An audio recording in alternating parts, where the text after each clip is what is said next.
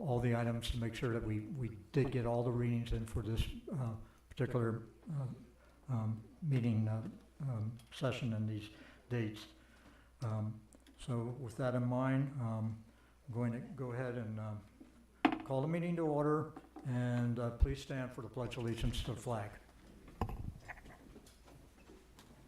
pledge allegiance to the flag of the United States of America and to the republic for which it stands, one nation, under God, indivisible, with liberty and justice for all.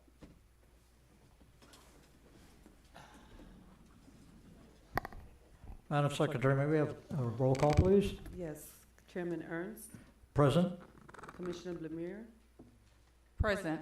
Commissioner McDermott, Present. Commissioner Each, Present. Commissioner Medina, Present. Commissioner Clark. He's on his way. Commissioner Bob. Present. We have a quorum. Thank you very much. Any amendments to the agenda, staff? No, sir. Okay.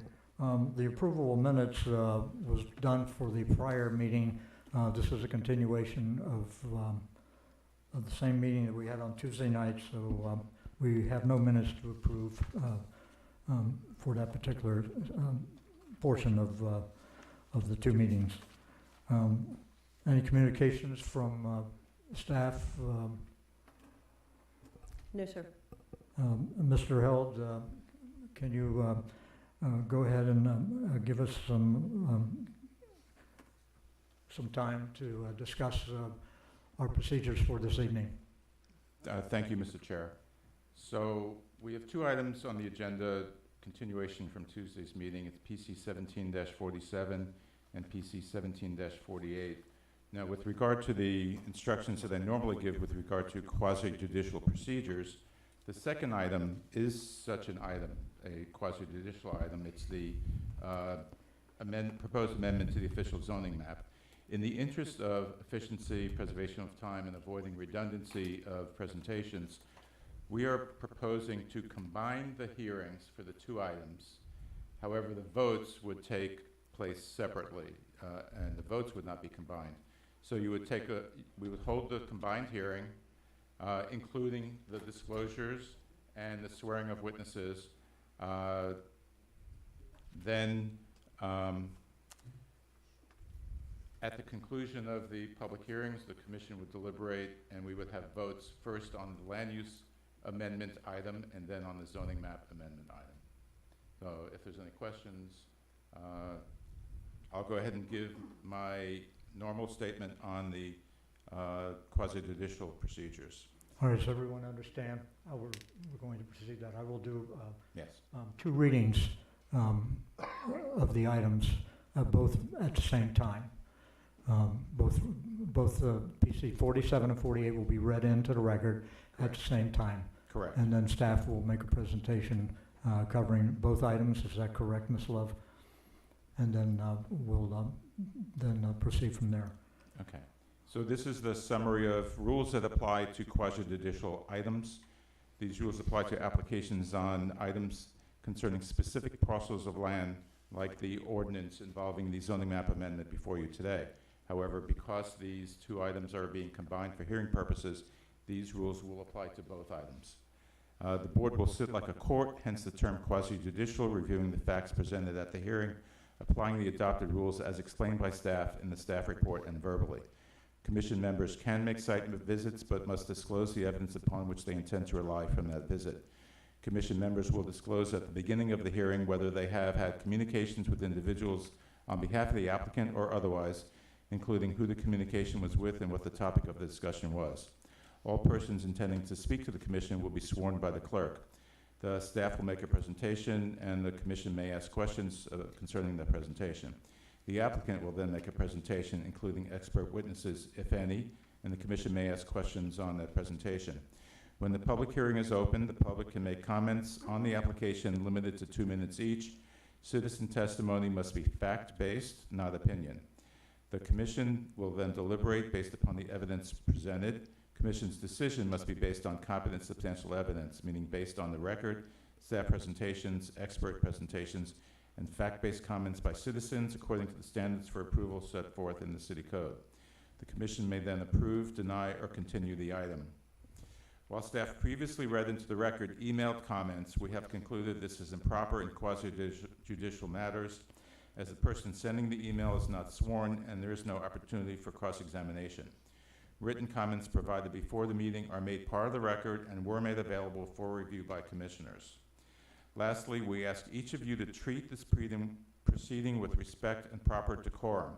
No calling out, interruption of speakers, or disrupting the proceeding.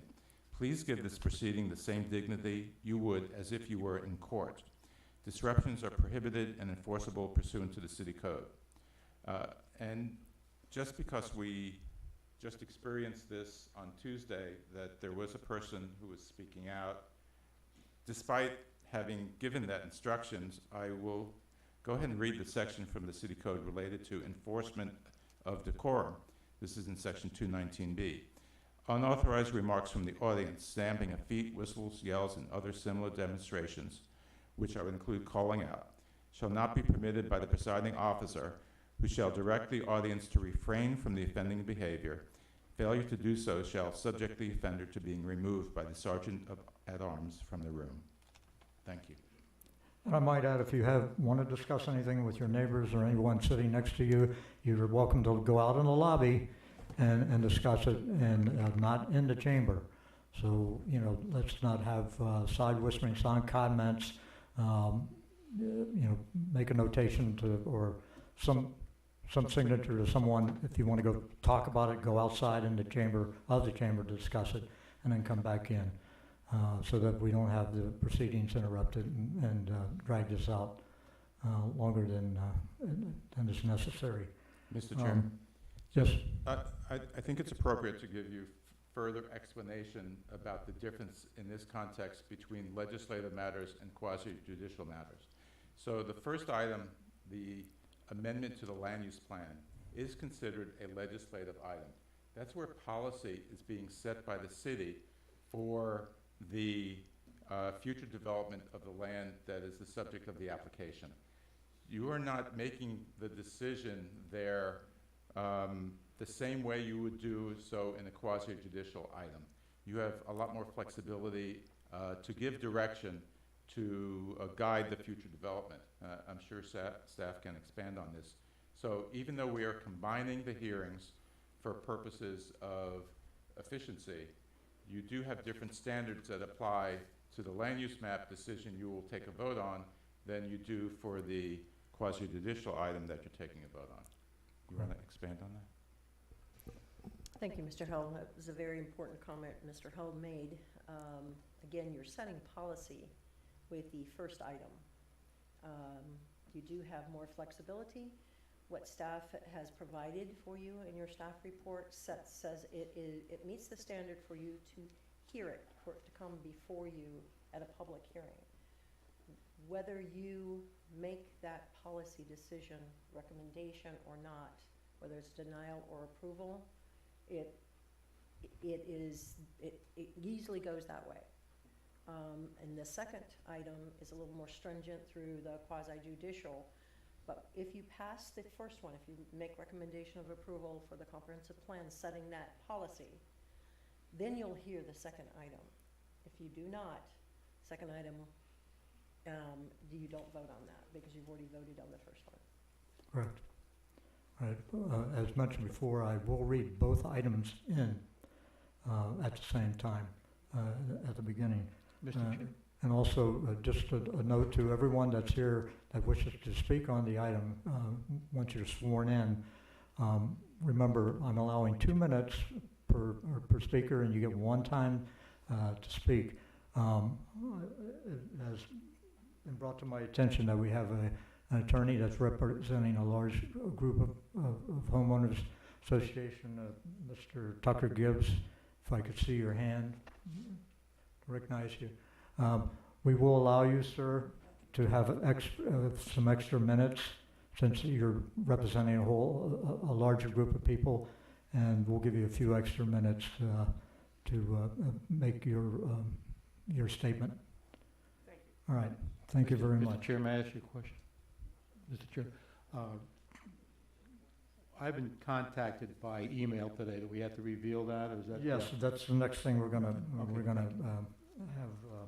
a discussion. First of all, let me make sure that, now, this is not a continued public hearing, as I correct staff. This is just a continuation of a meeting. There are no, for the record, there are no continued public hearings.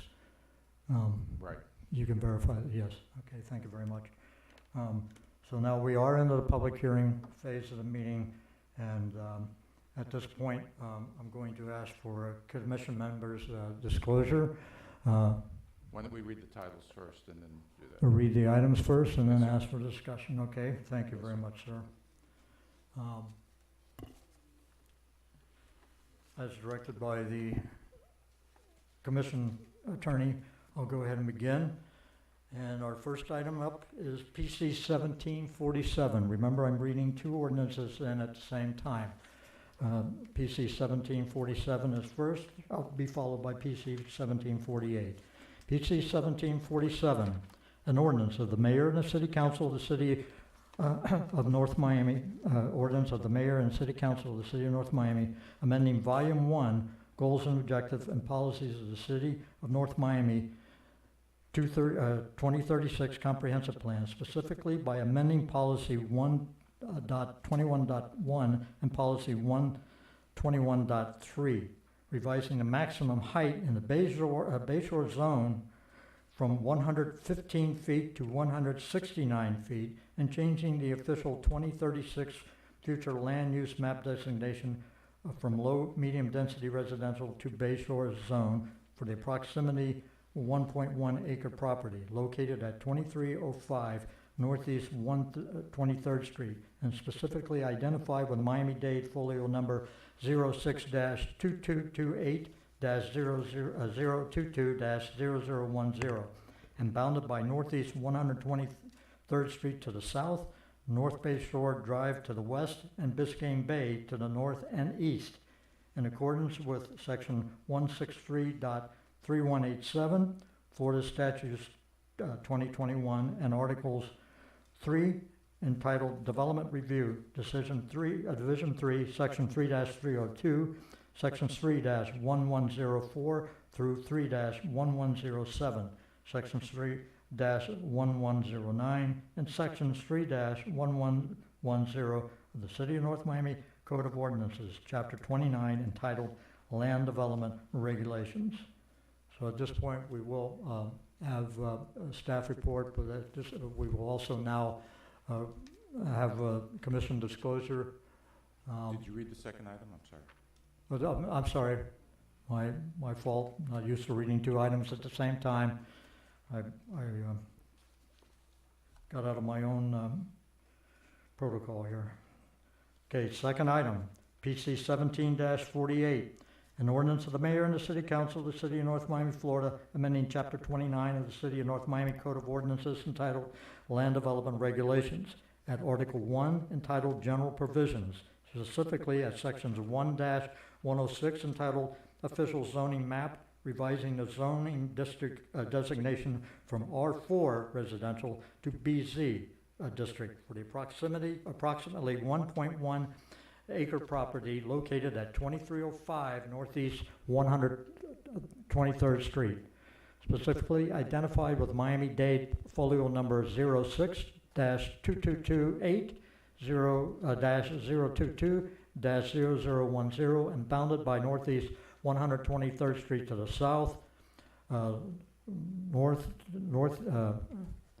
Bay Shore Drive to the west, and Biscayne Bay to the north and east, and at Article 4 entitled Zoning Designations, specifically at sections 4-203, revising the maximum height in the BC district from 115 feet to 169 feet, in accordance with section 166.04, parentheses 3, parentheses C, Florida Statutes 2021, and sections 3-1002, 3-1003, 3-1005 through 3-1007, and section 3-302 of the City of North Miami Code of Ordinances, Chapter 29, entitled Land Development Regulations, declaring this zoning map amendment to be consistent with the city comprehensive plan, further authorizing the city manager to do all things necessary to effectuate the zoning map amendment,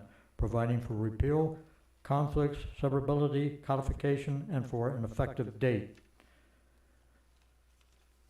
Both items have been read, and as stated before, before the staff presentation, we will now ask for commission disclosure. Anyone having any comments, having had any discussions with the general public prior to this meeting, with anyone that has contacted you, or if you've contacted them, now's the time to let us know. Ms. Bloomer? There was a community informational event that I attended, but by the time I got there, it had already been done, but I did go there. All right, well, thank you, Mr. McDermott. Yes, I received emails and phone calls for and against the project. All right, and did you have any discussions with those No. people? I Okay, discussed thank you. Mr. Bob? Similar to Commissioner McDermott, I've received emails and phone calls. I've received communications and that. And yeah, communications with those associated with the team. And you did not, did you discuss any of the items with those persons that contacted you? Nothing outside of just the general, like what's on the agenda, but nothing. Thank you. Mr. Edwards? Mr. Clark, Edward Clark. No, Good evening, I'm- sir. Good evening. I have nothing to disclose. Thank you. Mr. Each? Yeah, I received a bunch of emails today in support of the, All right, and again, you did not, yeah, I think everybody's got the same thing. all right, yes. There are 19 of them, I believe. I just read one of them. And Dr. Medina? I received many calls and I had a lengthy discussion with a resident from San Souci, Esther Blinn, she's an attorney, and we have lunch together, we were in activity together, and she talked, and I listened. Mr. Attorney, okay. And myself, I've received all the emails that everybody else did.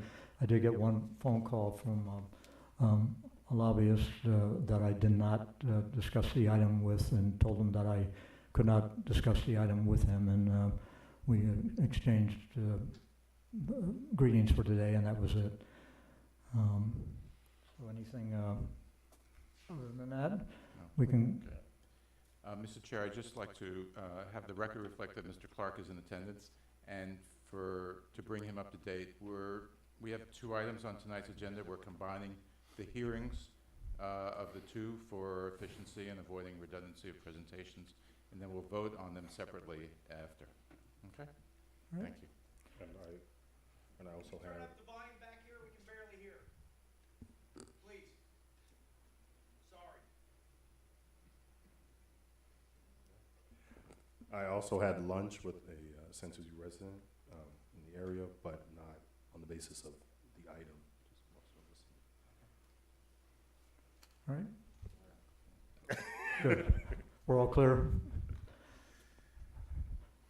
Mr. Hill, we can continue? Thank you very much, sir. Ms. Love, you finally have the floor. The chair recognizes Debbie Love, Planning Department. Good evening, Mr. Chair and Commissioners and members of the public. My name is Debbie Love. I'm the City Planner with the Community Planning and Development Department.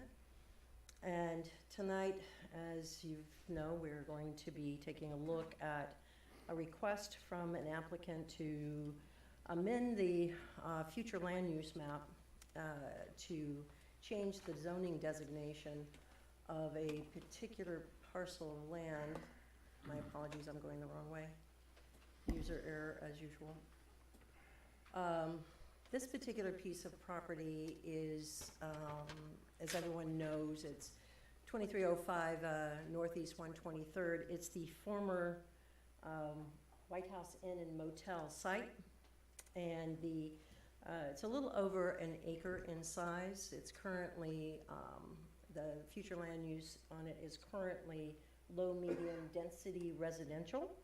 And with that, it's under that condition, under that land use category, the height is limited to 35 feet, and they could, as of right, build 12 dwelling units per acre, which would work out to about 13 dwelling units on the site under the current land use designation. As the title stated, they're requesting the modification to change that to the Bay Shore zone for a future land use designation. Under that category, the height is 110 feet, and it allows 100 dwelling units per acre.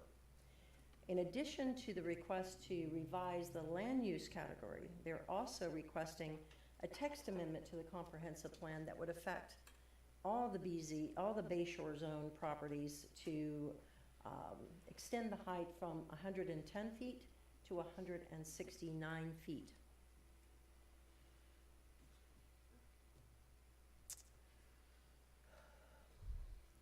We anticipate this item after tonight to go to City Council, assuming that it doesn't get continued, on June 28th for first reading and July 12th for the second reading. It would become, as a comprehensive plan amendment, Florida statute says you have to wait 30 days after that for an appeal period. So it would become effective 31 days after second reading. With that, and I'll go to the companion item. The companion item is modifying the zoning map. If you all approve the amendment to the comprehensive plan, this would be the implementing zoning map change that goes along with that. Again, they're looking to change this to what is called the BZ designation. Of course, that's Bay Shore Zone short, but in the zoning category, it's actually BZ. So with that, again, the same thing, they want to modify the LDR for all the BZ properties. That would affect all the BZ properties in the city, not just this parcel, but it would change it from 110 to 169. And once again, as I said to you earlier, they go together. So assuming it's not continued, first reading would follow right along, 6/28, and then July 12th. And a zoning map change, typically, or an ordinance like this, the amendment is usually effective 10 days after adoption. However, because the comp plan change, the future land use map is 31 days, this doesn't become effective until the same period of time as the comp plan map change. With that, that is the end of staff's presentation, and I do know that the applicant has a presentation that they would like to share with you this evening.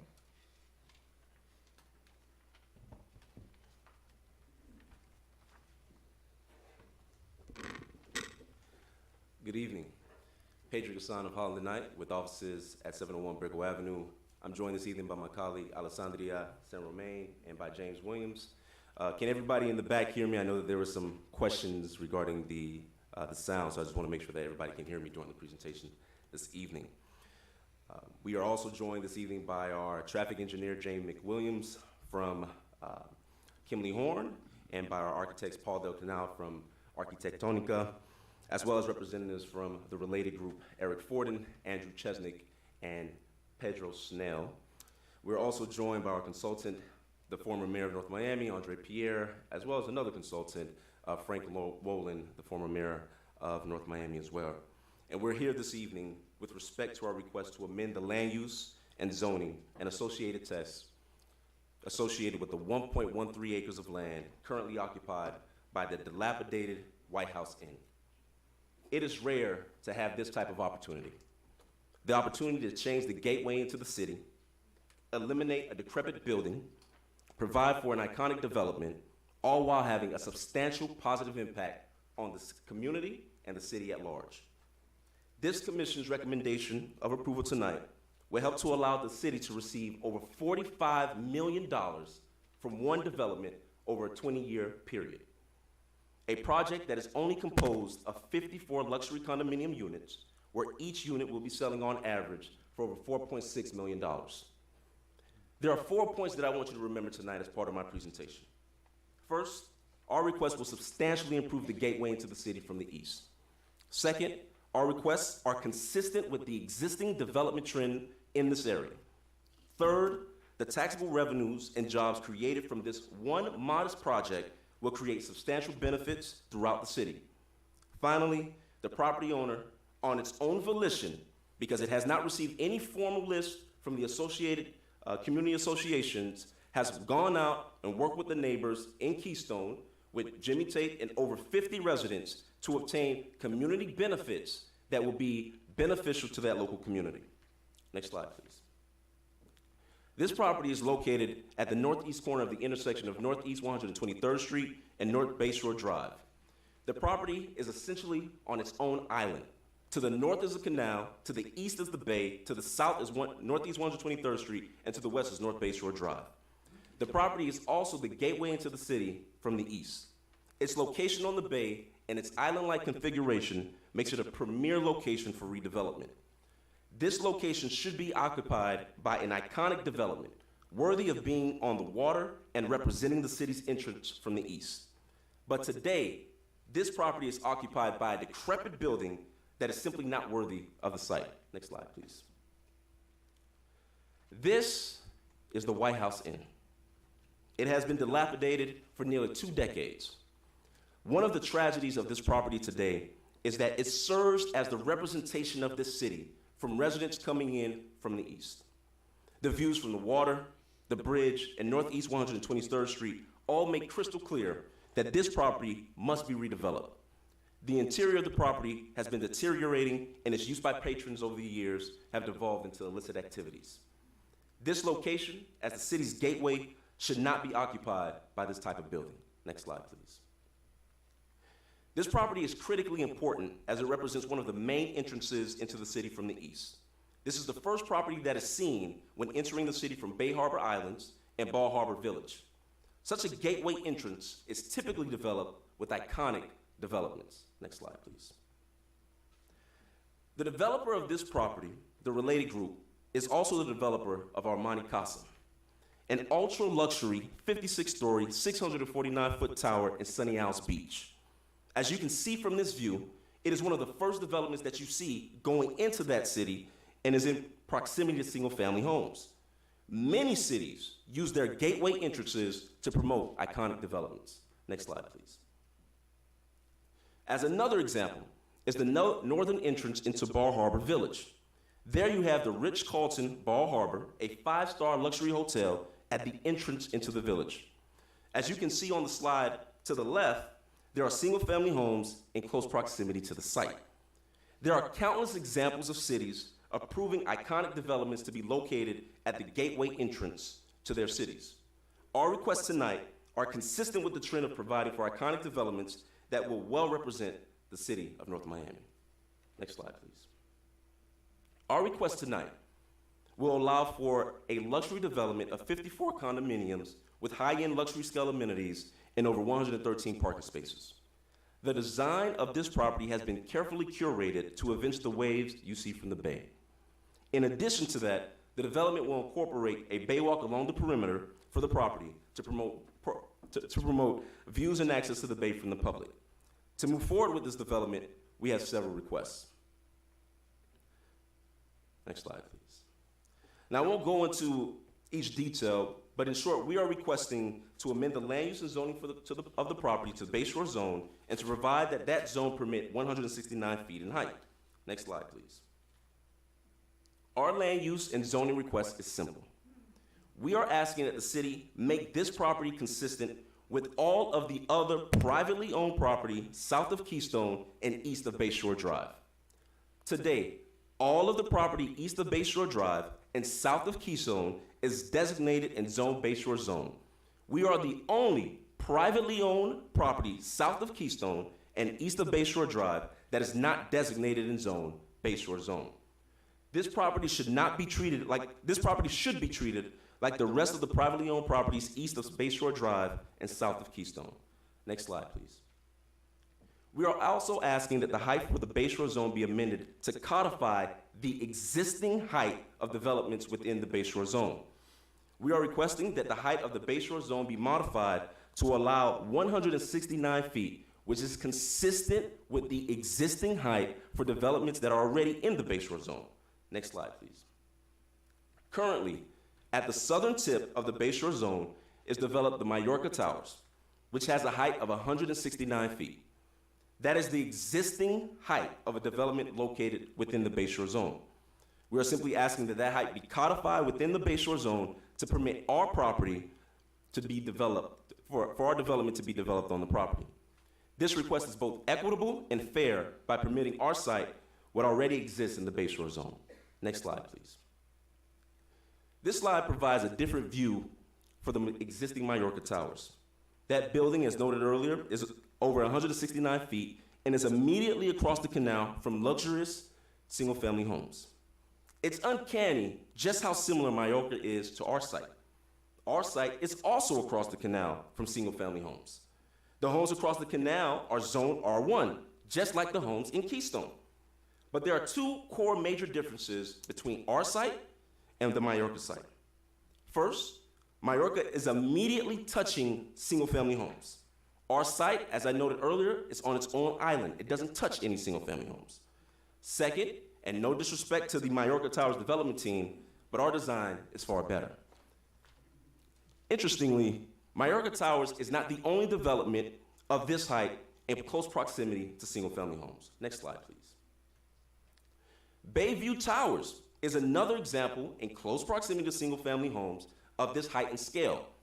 Bayview Towers is over 182 feet in height and is immediately adjacent to the luxurious single-family community of Sans Souci Estates.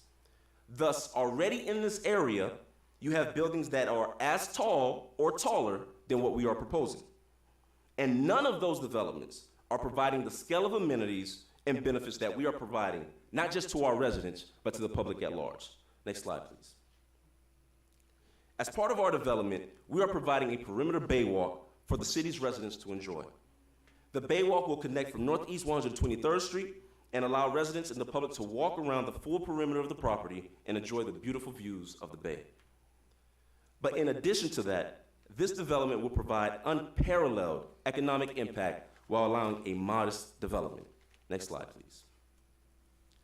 As noted earlier, this project, if approved, will be developed with 54 luxury condominiums. The average unit sales price will be over $4.6 million. An economist studied the economic impact from our development, and suffice it to say that the results are absolutely staggering. The annual spending impact from the residents of this community is estimated to be at over $22.4 million annually. It is anticipated that over 181 permanent jobs will be created, and in addition, during construction, we anticipate over 2,300 jobs being created. Next slide, please.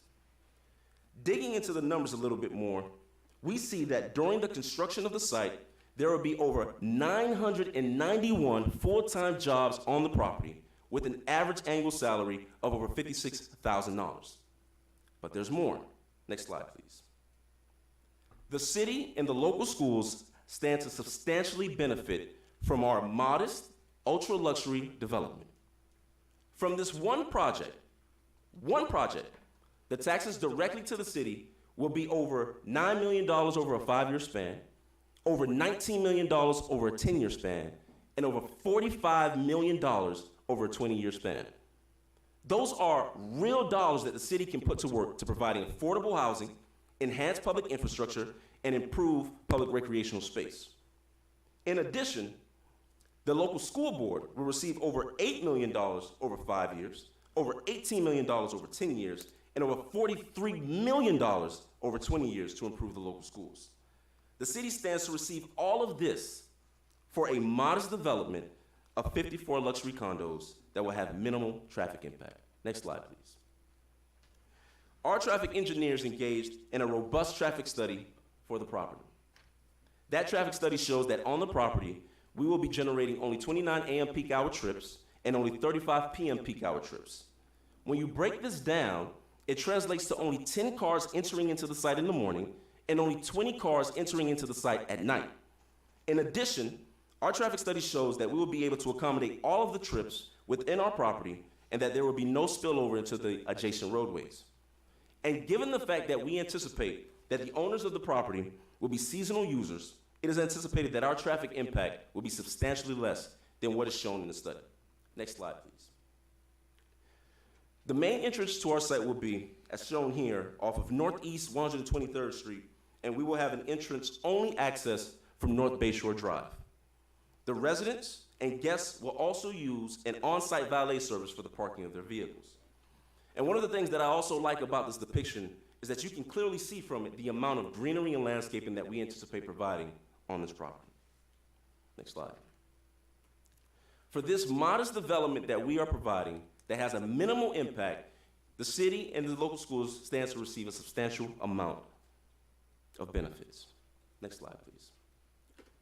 But more than that, before we came here today, we engaged in 4 community meetings with several homeowners associations, in addition to numerous and several meetings with individual owners nearby and throughout the city. We met with 6 homeowners associations: Keystone, Sans Souci, Sunkist Grove, Alhambra Heights, Irons Manor Central Homeowners, and Nomi Neighbors. At each meeting, we detailed the project and noted its benefits. But we also requested information from the associations concerning what we could do to help improve the local community. Although the Keystone Homeowners Association has not provided us with a formal list of what they would like to see, on our own volition, we went out and we met with neighbors in the community of over 50 residents to obtain a set of community benefits that we could provide to Keystone. And I'm going to have my colleague, James Williams, now introduce into the record our declarations of restrictions that we're going to be promoting and presenting as part of this development and our community benefits package.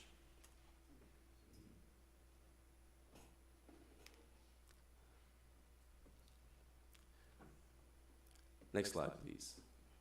And I'll wait a second so you all can get the community benefits package so we can talk about it.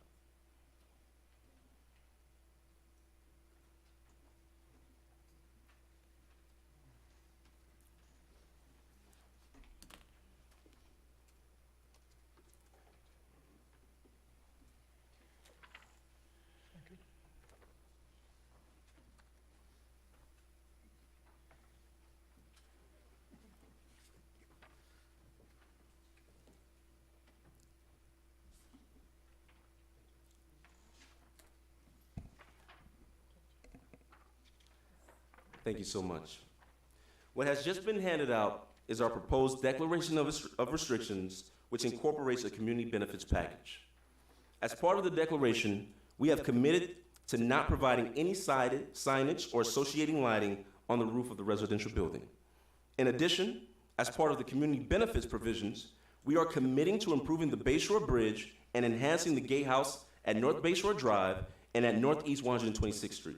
And as you can see on the slide, if you look at the left side, you can see a depiction of some of the bridge improvements and the guardhouse improvements that we're proposing at North Bayshore Drive, and those same sort of improvements are going to be provided at Northeast 126th Street.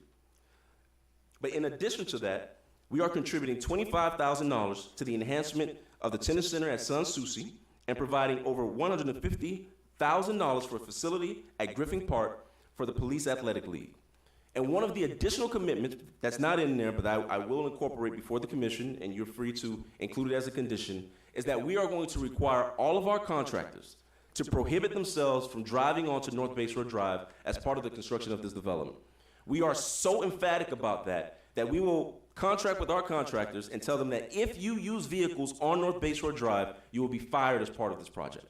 So we are making strong commitments to ensure that our impacts remain minimal, that the impacts are reduced, and that the benefits to the city are substantial and to the community at large. But we are also providing for improvements with workforce commitments to work with our contractors to ensure that residents and businesses in the city have access and opportunities to work at the site. Next slide, please.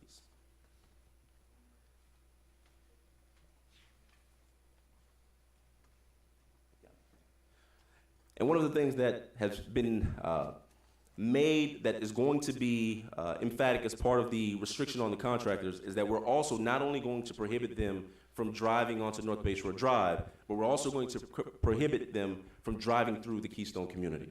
And again, if there's any evidence, any information about them using either North Bay Shore Drive or driving through the Keystone community, the related group will fire them. That's going to be a part of the contracts that they're going to enter into with their contractors. In conclusion, our request create an opportunity to provide for an iconic development at the gateway into the city, eliminates a dilapidated building, is consistent with the development trend in the area, and provides substantial benefits to the city and community at large. Thank you for your time. I'm here to answer any questions and would like to reserve some time for rebuttal. Thank you so much. Thank you very much.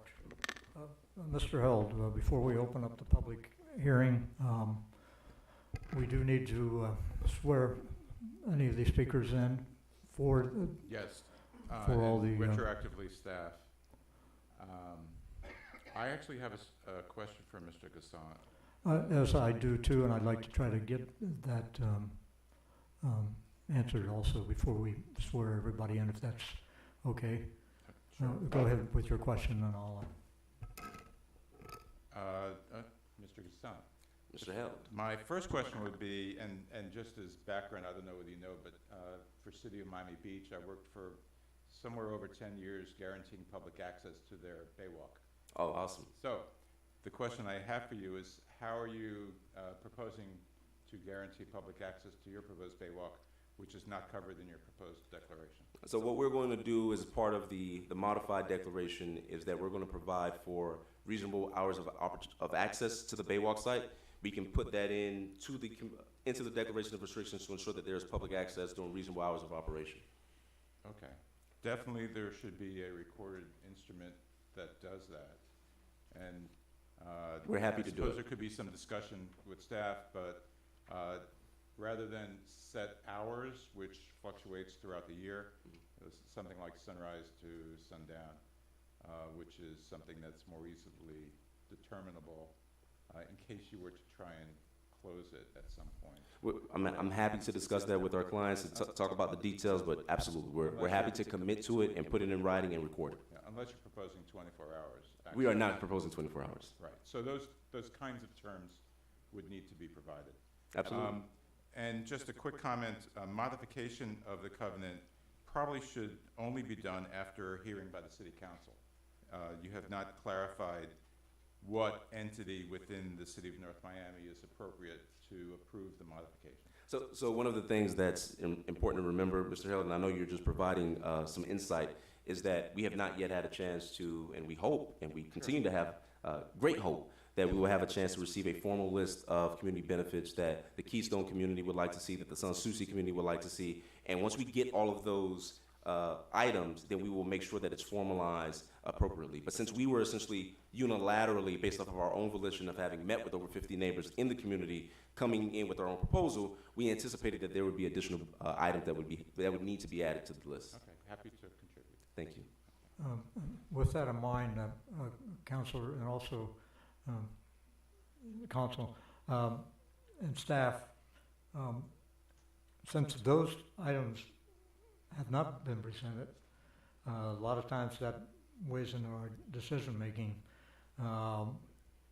Is there a procedure following that,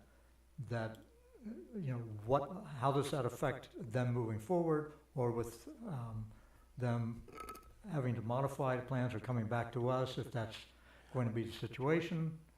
What would be the permitting process for them to move forward with the project? If I may, I don't want to jump in, but since it would be us making the request and we would have to essentially agree to it, I think one of the easiest way for us to do it is, since you have a land use item where you could provide certain conditions as part of your recommendation of approval, you could say that as part of the approval of the land use amendment, you would want these items added to the community benefits package. You couldn't add it as a condition to the zoning, but to the land use item, you could, because it's a legislative item. So we would say that we'd be happy to put those broad term items if it's consistent with what Mr. Held has said. I don't know, Chair, if you have additional items that you wanted us to consider, but if there were any other items that you wanted us to add, it could be as conditions to the land use amendment application.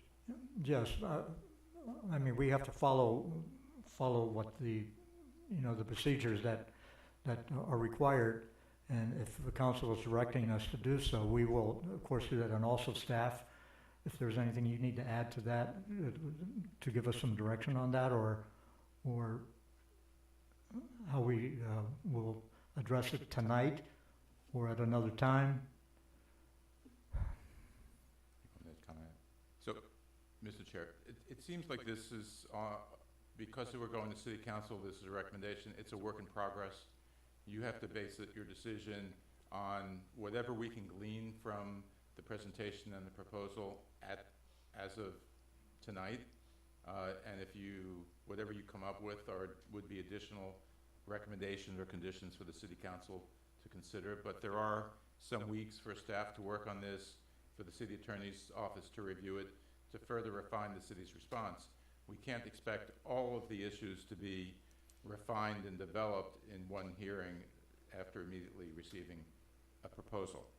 So I think you need to proceed to decision as best you can, unless you have a good reason for not.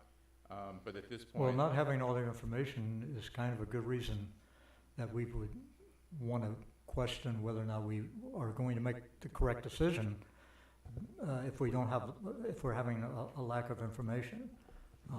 If anyone else on the panel If I feels may, this Mr. way, Chair? Mr. Chair, if I may.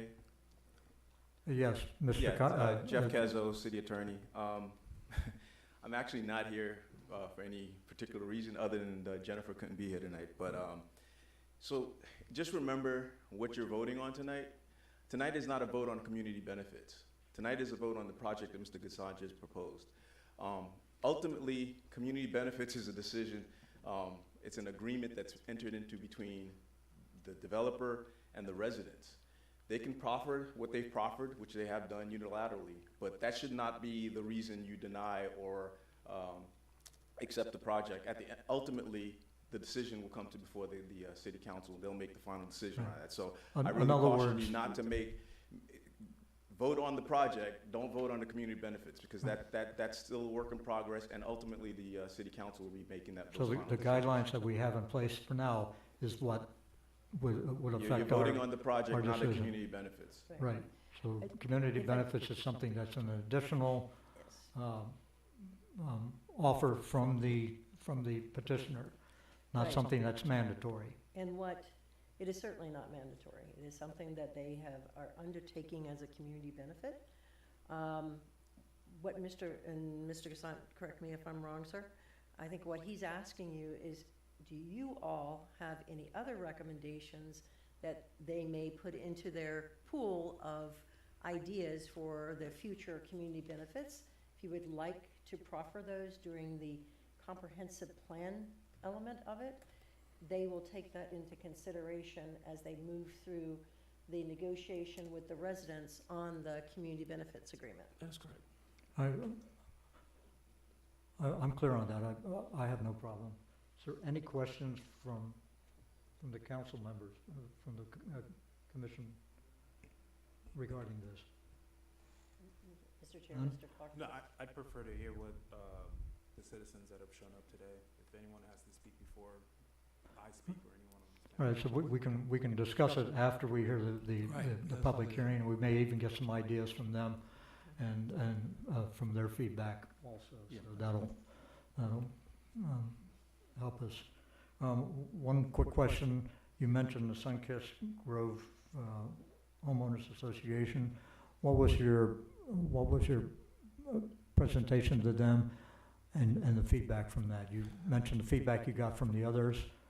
Organizations. So our presentation to them was consistent with the presentations that we made at the other three. We had a total of 4 community meetings. We told them about the project, we told them about the location, we told them about the benefits. And really one of the main points that I wanted to make as part of those community meetings was to hear from the associations, to hear from the community. What became very clear from the Sunkist community was an item of workforce, which is one of the reasons why in the community benefits package, we have a provision setting out different requirements regarding job advertisements and job training and placement at the site. So that was the overarching item that came up at the Sunkist Grove community association was a desire to see whether residents would be able to benefit from this project. And what we've done is we've taken affirmative steps to provide for a conduit for something like that to happen. Thank you very much. Thank you, Chair. Mr. Attorney, I'd like to go ahead and open up the public hearing. At this point, we'll go ahead and swear in everyone that would like to address the commission.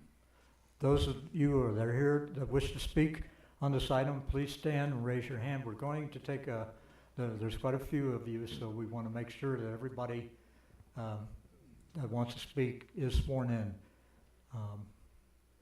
So, Madam Secretary or staff, Do you solemnly swear or affirm to tell the truth, the whole truth, and nothing but the truth? I do, and I did.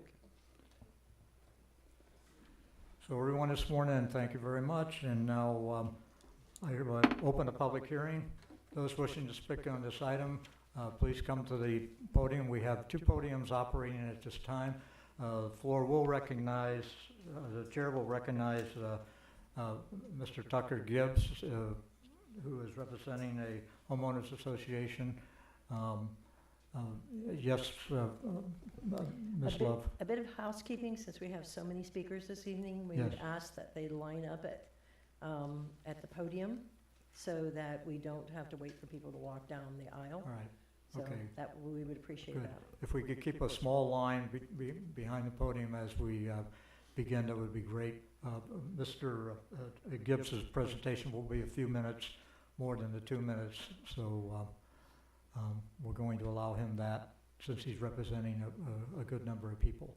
If Mr. Gibbs is speaking and you're here tonight, I would encourage him.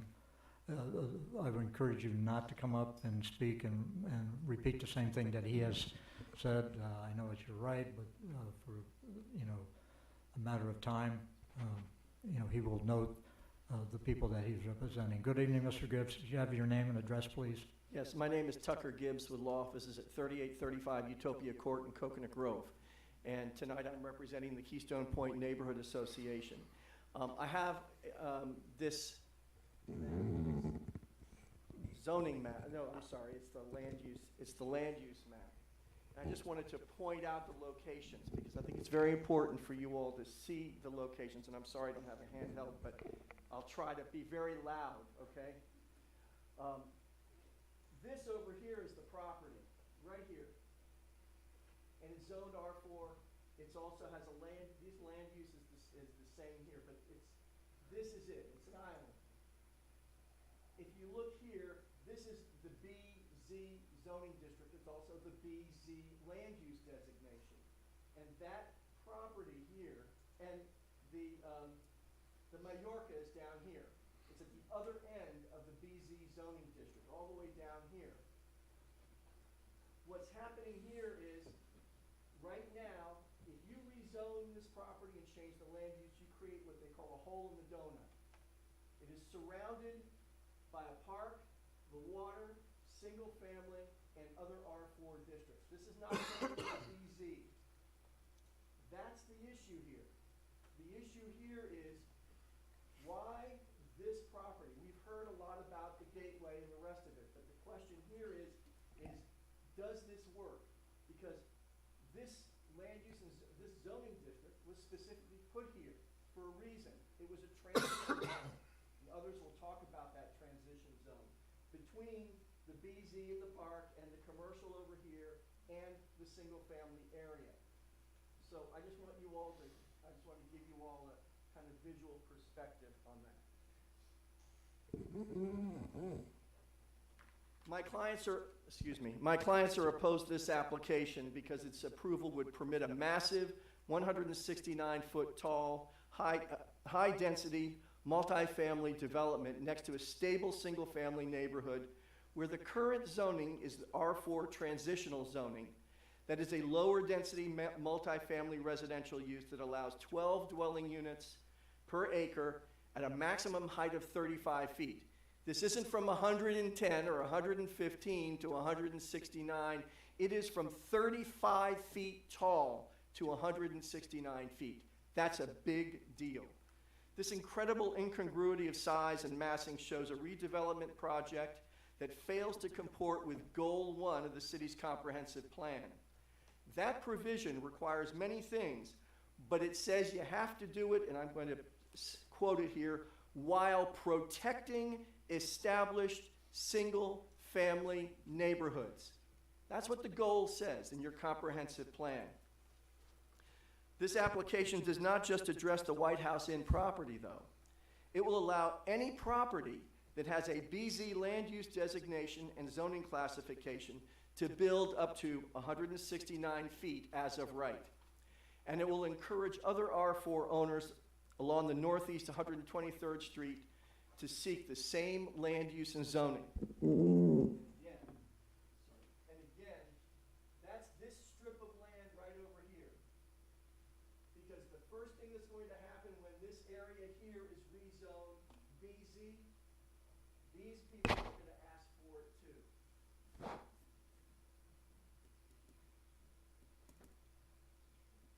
And the result will be, the result will be a 169-foot high wall of condominiums and apartment buildings on the north side of 123rd Street.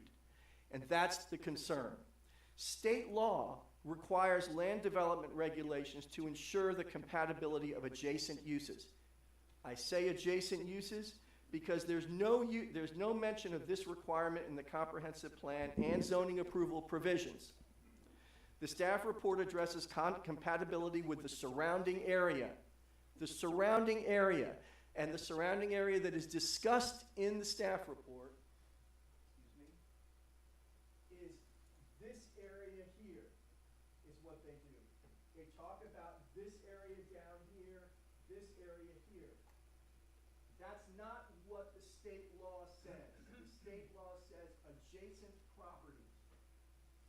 And that's really important to know, because if you're evaluating this for compatibility, the state of Florida, in Florida Statute 163, specifically says compatibility adjacent properties. But I said under state law, whether the application is compatible with the adjacent neighbors. And at such height and density increase on a property, on a property that the zoning code classifies as transitional district is certainly not compatible with its less dense and lower in height neighbors. There's no explanation by the staff or the applicant how this increase in height and density renders this application as compatible with its neighbors.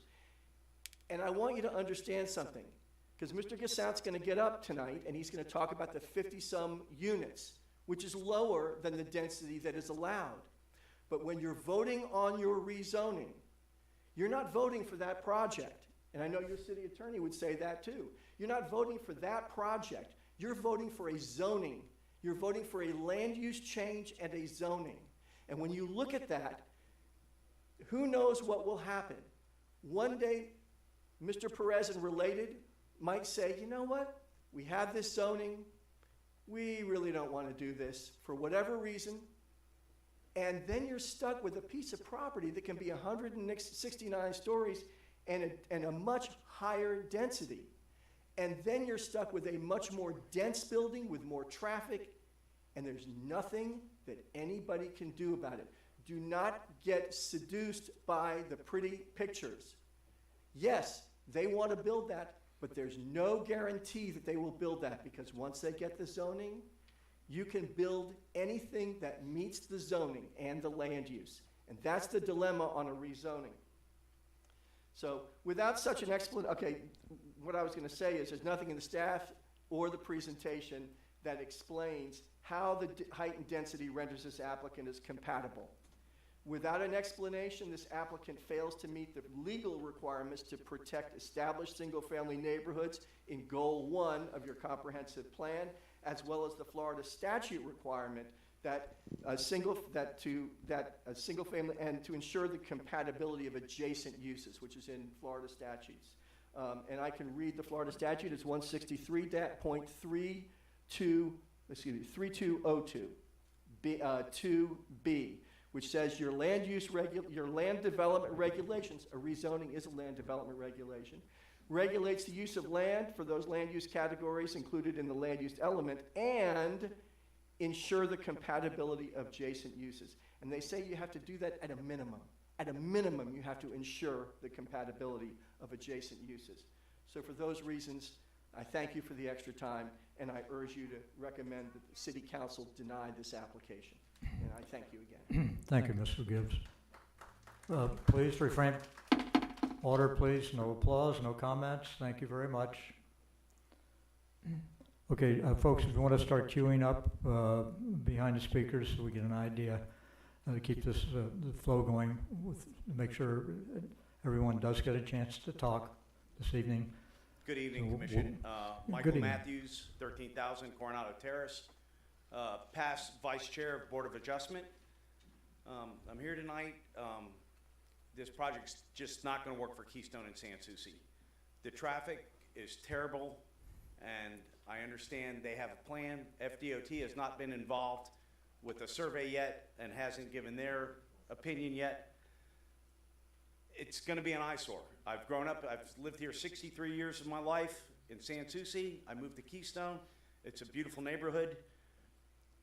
We just don't need this. And like former attorney just said, you're going to open up Pandora's box to development on the entire bay. This is just the beginning. Hopefully, you're an advisory board like we were. I hope you express your opinion for the homeowners in Sans Souci and Keystone. We just don't want it. Please bring that forth to the council. Thank you. Thank you very much. Next speaker, please. Identify yourself. Yeah, Good Grover evening. Rawlings, Bayshore Drive. I had just a couple of questions for Mr. Gasson, and that they'd like the council to take under consideration. Have you considered? Direct to council. You Yeah, cannot. have they considered the removal of the Bayshore Drive Bridge? We can check after. Give us your points and we Okay, can. failing to remove the Bayshore Drive Bridge, have they guaranteed equal clearance underneath it or better? The pretty picture I saw looks like it's a pretty flat drive into Keystone Point, which we don't have right now. Okay. Those are the points I'd like you guys to All right. to mention. Thank you for your time. Thank you very much, sir. Next speaker. Good evening. Hi, Sandra Marks. I live at 1940 South Hibiscus Drive. I've lived in Keystone for 30 years. I just have a couple questions. The construction workers that are going to be working on the building, where are they all parking? How are you going to get them to the spot? Also, how did you choose the 50 residents you spoke to in Keystone? Because nobody talked to any of us. So I'd like to know how you chose the 50 residents to speak to. And we are not opposing the development, we're just opposing the height. And you also say, over the years, the development will put so much money into North Miami. Well, Keystone Point has 880 homes. Most of us have been living there a long time, and permanently. We have spent lots of money in the restaurants in North Miami. Any kind of industry in North Miami we have supported, and so I wish that we would not disregard what all the Keystone residents have paid and spent money in the city for. Thank you. Thank you very much. Good evening, sir. Good evening, Chair and Board. My name is Bill Wright. It turns out that I've spent a better part of my adult life playing in traffic. I worked as a traffic homicide investigator for the Palm Beach County Sheriff's Office and did a career. And I currently work as a consultant on traffic homicide issues, testifying, offer expert testimony in state, federal court in South Florida. I reviewed the traffic plan that's been presented. I forgot to say that I also have a mechanical engineering degree. Some of the questions I have, you don't have to have a mechanical engineering degree in order to understand. The first question is really simple. If I lived there, how would I get to the beach? The only exit out of the property are westbound back towards the big city. It's so close to the intersection that there's no way that they can physically allow traffic to turn east out of the development. Second question is, the public park and the public walk sounds great. Where's the public parking? If I wanted to go with my lovely and take a stroll along the canal in the evening, where would we park our car to take that walk?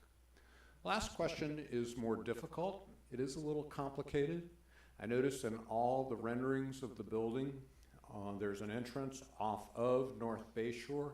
It turns out if we wanted to build the North Bayshore Bridge today, we wouldn't. It does not meet code. it's too steep. So somehow, someone that would be entering the building off of 123rd would have to head up the hill and then down into the property. While I'm sure the board will hear lots of aesthetic comments about how it doesn't fit, I think it does not fit the property. It doesn't fit the traffic plan. I think trying to put this magnificent building in this location is like trying to put a square peg in a round hole. I did pretty well. Thank you very much, sir. Next speaker, please step to the mic. Good evening, sir. Good evening. Hector Rivera. I also live in Keystone Point, okay? And of course, I'm against the project, and for obvious reasons. I think that if we can go back to that picture where you have the height, can we do that? No, sir. Okay, great. Well, it shows Majorca Towers, and also in there is the other community that's about to be redeveloped.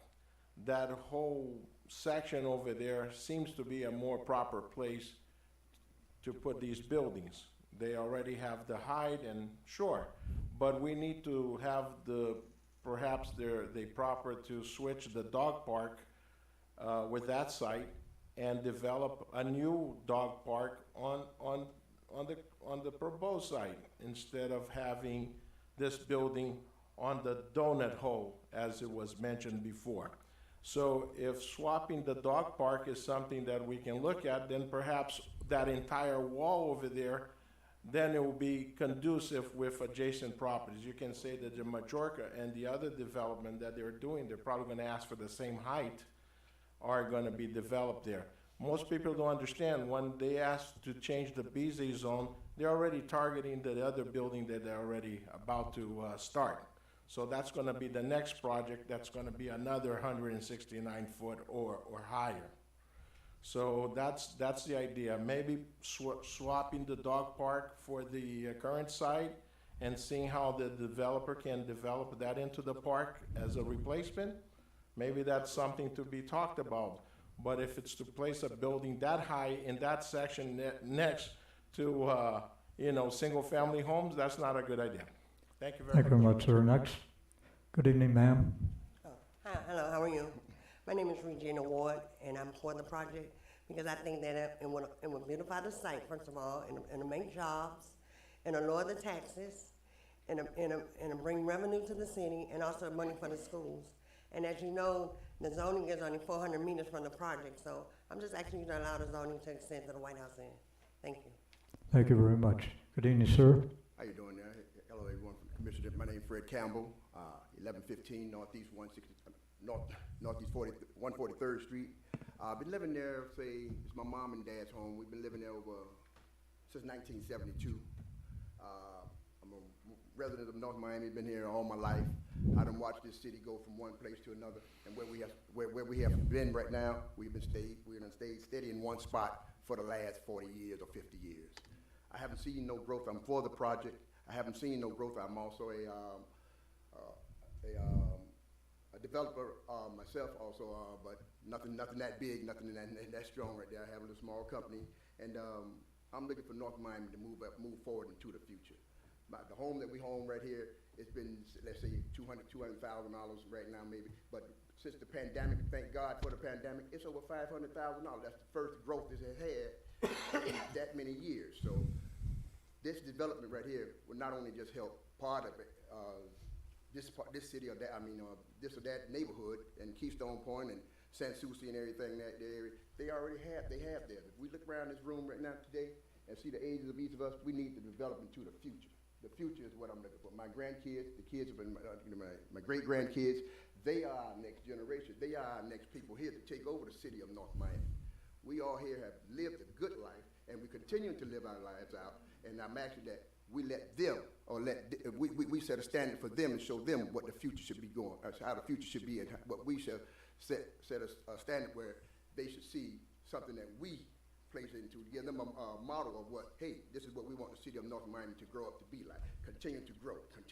Just don't sit here and let everybody around the whole city, around the whole county, sit there and grow over us, and we just sit here just like we just a city just dying. A city just doing nothing, not moving forward in no way possible. I done watched the mall and everything just go away. The developments all around here, Thank you, none. sir. Thank you. Great, thank you. Good evening, sir. Hello, my name is Steven Schwartzbaum. I live at 1940 Northeast 124th Street at the canal that this proposed project is. So I'm going to speak as a boat owner. I paddleboard every single Saturday up and down my canal, so I really know my canal and I see the blight of the White House Inn.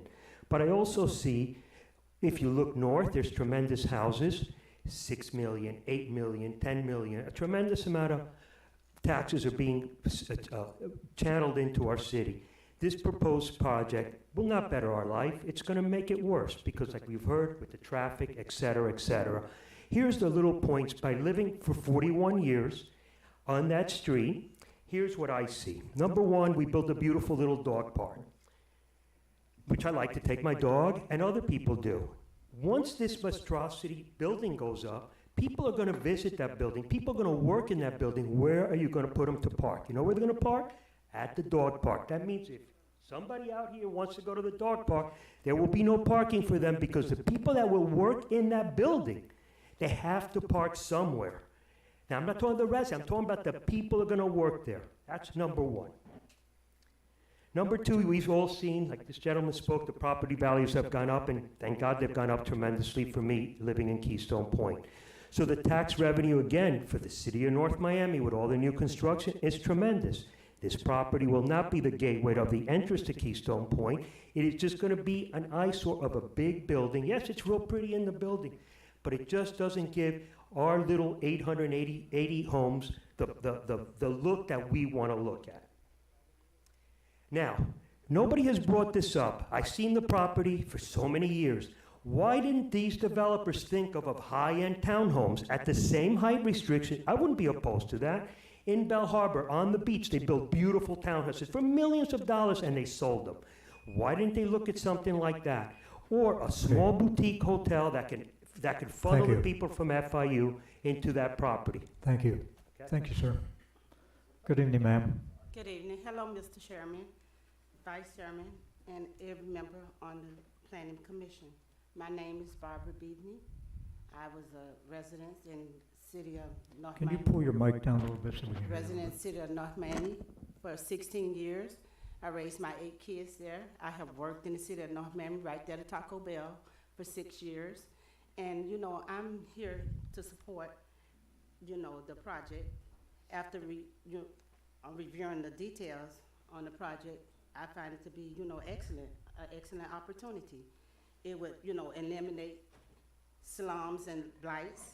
It will, you know, give us a financial windfall, you know, create opportunities. I have 8 kids that I raised in this neighborhood, and it will benefit them and my grandkids as well. I ask for you all to please take this in consideration to approve this project. Thank you. Thank you very much. Good evening. I'll take this lady on next to you. Next. Good evening, ma'am. Good evening. My name is Karina Lopez. I live at 2250 Northeast 121 Street. Been living in the neighborhoods for 30 years, almost 30 years. Nobody talks about the traffic that used to be there when the White House was open and operating. I used to take my kid to Bay Harbor School, and in the way back by 123rd Street, in the way back to my house when I will turn to the left, there was always traffic from the people that were coming in and out from the hotel. So, and that used to cause delays even to get to the light. Needless to say that a lot of people used to make an illegal left turn to go to Bay Harbor, which that was a big issue because it could cause accidents and not only the delay. The other thing is, they're comparing to Majorca Towers. Majorca Towers is at the end of the cul-de-sac. It's not on an avenue, it's not on the main street, it's not at the entrance of Keystone Point. I live in San Souci, and because of the traffic that is so bad, I actually cross over 123rd Street, go through North Bayshore Drive, go through Keystone Point to be able to get out of the area, because traffic is very bad just by 123rd Street. that there is only gonna have 20 cars, it's impossible. If they're already saying that they're gonna have over 900 employees, and they're gonna have 54 units, most people have 2 cars. So that's more than 20 cars per day that are gonna be blocking the entrance. So I just, I don't disagree that they have to build something, but not that something with that many units. Something smaller will be nice. I understand it's not profitable for the developer, but we all live there and we wanna continue living in a residential area. I don't want a brickle in my area. Thank you very much. Good evening, ma'am. Hi, I'm Corey. Please. I live in Keystone, I'm small. 2104 Northeast 124th Street. I'm newer to Keystone, so I know everyone's really passionate because they've been there a long time, but for me, I agree with the last gentleman where we sort of need to move forward and gentrify.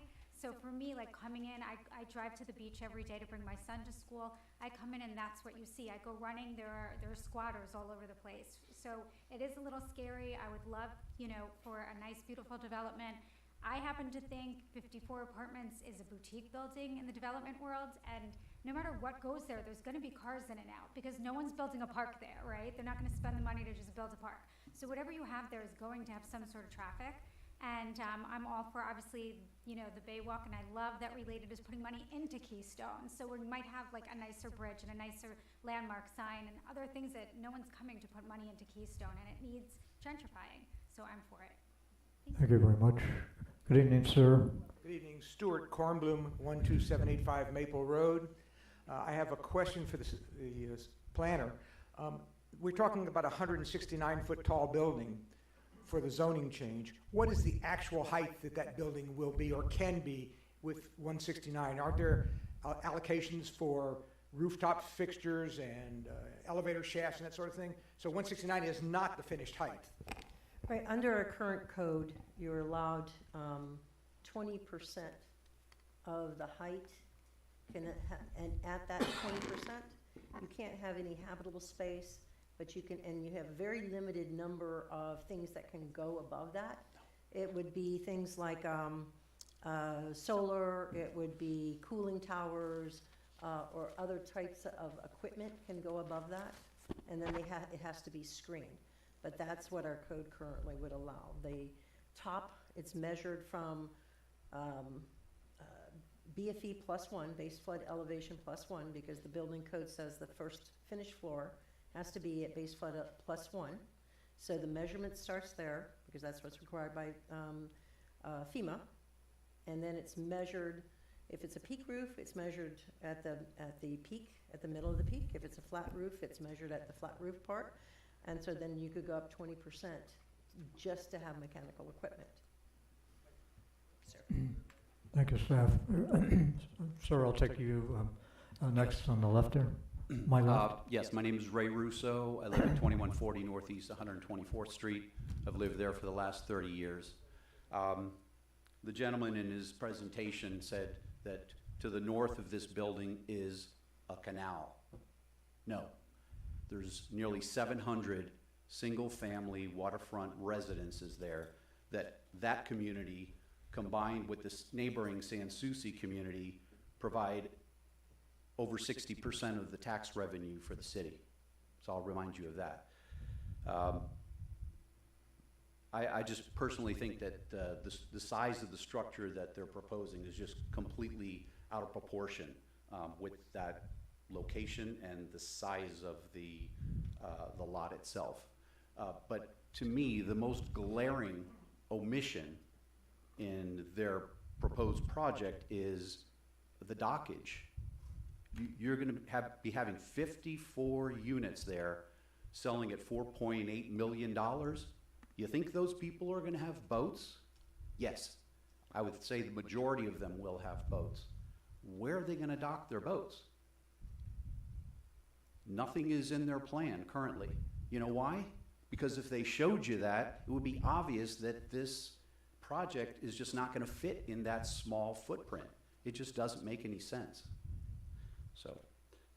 So I'm against it, and I hope that you'll vote it down in its current form. And by the way, I'm not opposed to development at the site. I just don't want to see such a monstrosity of a building there. I mean, knock 8 floors off of it, and then, you know, I think it's going to be proportional with that location. Thank you. Thank you, Mr. Russo. Good evening, sir. Hi, my name is Bruce Gibson. I live at 12640 North Bayshore Drive in Keystone Point, and I've lived there for 20 years. Related is a worthy developer with tremendous experience, and I welcome them to the city. Yet there are many reasons why this ridiculous proposal should be defeated, including the fact that there's nothing modest about this project of $5 million condos in nearly 200 feet. Sponsors asking for the subject parcel to be upzoned from R4 to 35 and 35 feet to accommodate nearly 200 feet, an increase of more than 500%. That's a huge change. This increase in height will eliminate any buffer or transition between zones, and is the very definition of spot zoning. The sponsor is also asking that the BZ district height limit be increased from 110 to 169 feet. This double upgrade so that they can build even more than what the BZ district zoning already allows. The sponsor seeks benefit by infringing on property rights of nearby residents, allowing a residential tower to cast shadows on their homes, and allow people in the tower to look down into their backyards and pools. Not acceptable. This amounts to a taking of property, arbitrarily changing rules, and will open up the city to Burt Harris type lawsuits, which is very serious. And those lawsuits will come from the affected residents, as it will decrease their property values, and also those of many homes in the nearby area.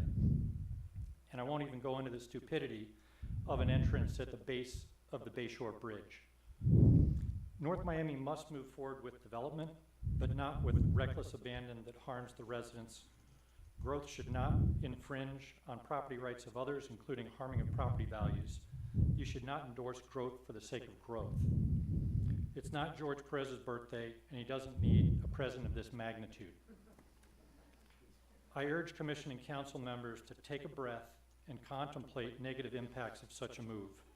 In the previous meeting, just 2 nights ago, you voted against a residential project because the surrounding neighbors were not on board. We in Keystone are not on board with this project. Please do the right thing and turn down this. Thank you very much, sir. Proposal. Good evening, Ms. Montgomery. How are you? Please state your name and address for the record. Annie Montgomery, 2082 Laurel Lane, also known as 124th Street. I have built my home in Keystone 31 years ago, and very happy with our neighborhood. I would like to point out if somebody comes up and speaks and they are working for the related group, I think it should be disclosed to get their relationship. I agree with Mr. Gibson on the related group. They've done marvelous things. And I would also like to state that I don't think there's any one person in this room that would not agree that the White House Inn should be torn down. It should have been torn down several years ago, but we need an improvement that suits the neighborhood, not what the related group has planned. Thank you very much for your attention. Thank you, Ms. Montgomery. Good evening. Hi, Bonnie Schwartzbaum, 1940 Northeast 124th Street. My canal is right, my house is right in between the LA Fitness building and the White House Inn. I agree with Annie that we could get 100% of people in this room to concur. We need to get rid of the White House Inn. I've actually been out on my husband with the fishing boat where naked women have pressed their bodies against the windows. His friends all said, you know, that's pretty cool, Steve. You get that show every weekend? And he said, yeah, we get it every weekend. So 100% I think would say, yes, that's gotta go. So it's really not a matter of it's gotta go. Now, what do we want there? Do we want modest or iconic? To me, that's kind of an oxymoron. Those are opposite things. Do we want iconic? Or do we want modest? Two different things. I think what we want is a great development there. You know, I've heard this song before. I've been in these meetings when we were talking about, is it Sole Mar, Sole Mia? And how much money and development, and Keystone Point was gonna get new bridges, and Keystone Point was gonna get new parks, and Keystone Point was gonna get new schools, and they're building thousands and thousands of apartments there, and there's tons of taxes. And what has it done for me lately? I still have, I'm the only island that has the guard gate with no lights. You know, I think all these things they're telling me, I could collect $50 from everybody in Keystone Point. We'll add a little bit to the dues and we'll do the guard gate ourselves without having to have that gigantic building. I want to conclude by saying, I do see a giant shadow cast by LA Fitness. I welcome you to come up my canal at night. This is twice as tall as LA Fitness, twice as tall. Come up my canal at night, you'll see the lights, you'll see the massive building. That's not fair to us, and I think it is the responsibility of the CRA and the responsibility of the City Council to protect the residents of North Miami that live in this neighborhood and would be impacted there. Thank you very much. Thank you very much. Please refrain from applause or any comments. Thank you very much. Good evening, Dr. Weiss. For the record, Dr. Weiss is my dentist, so if we have to do any disclosures. Hello, Charlie.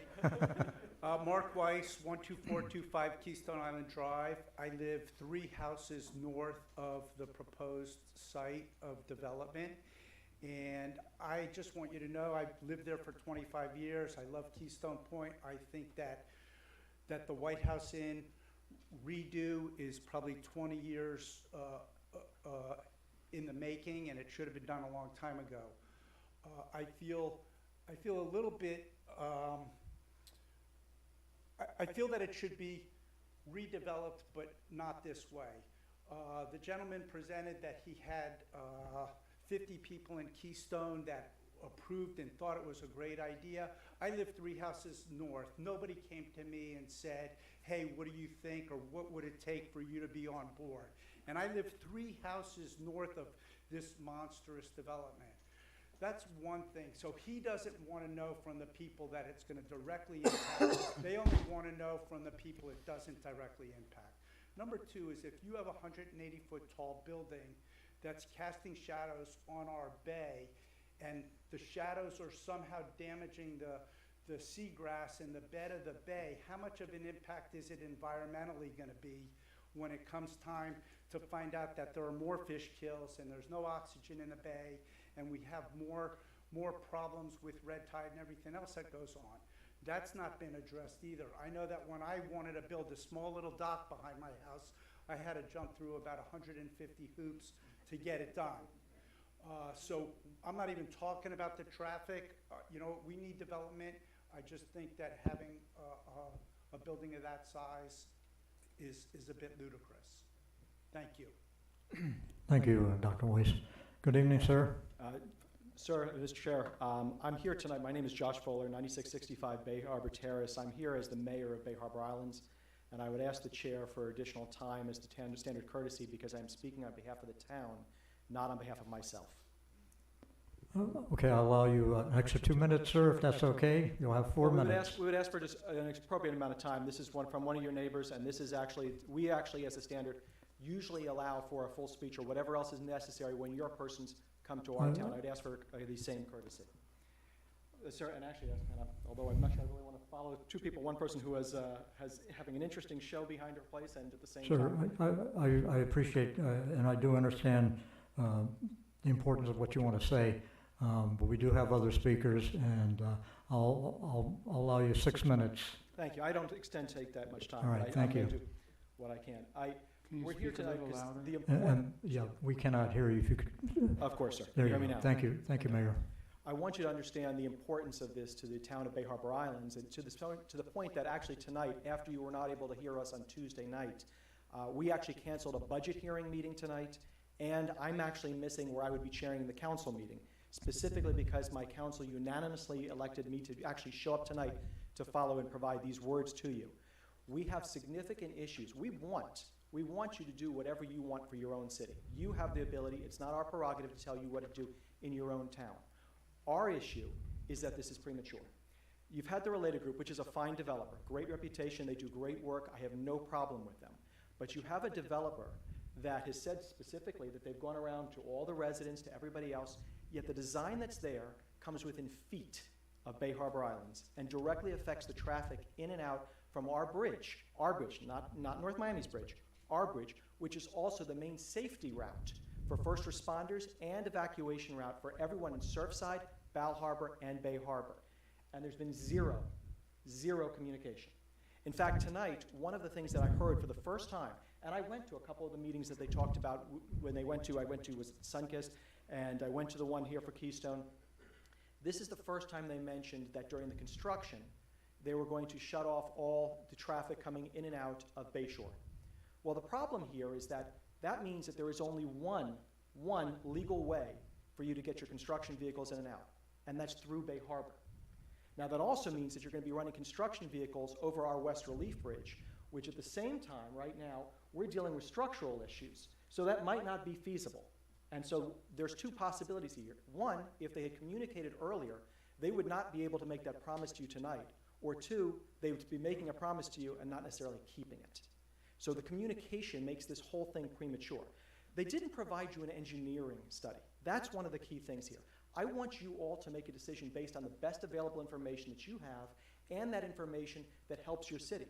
But they didn't provide you the engineer. Why? Because the Bayshore Bridge, for them to actually have access, they should have had somebody do the study if they were going to share it.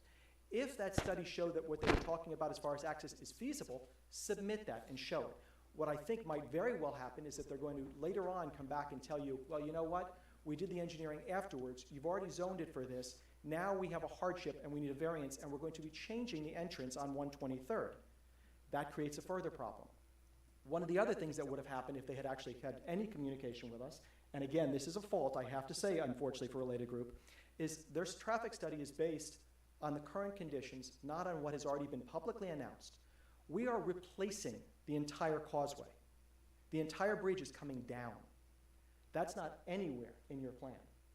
We will be doing a massive construction project. This is necessary because it is the second oldest bridge in Dade County, second only to the Venetian, which is historic. We have already finished our request for qualifications. It's already done. We are in this planning stages right now. This bridge will benefit North Miami, but it is going to be a multi-year construction project that is going to be massively, massively affected if there is a amount of construction vehicles going up and down in the same route, especially after they tell you tonight that they're only going to be on 123rd.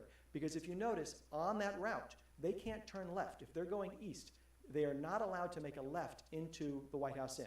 And I'm just going to refer to it as White House Inn as everyone else is. They actually have to come into Bay Harbor over the West Relief Bridge in order to comply with their own promise. They have to come into Bay Harbor. Quite honestly, we're happy to have them because they'd have to pay the tolls twice to come through.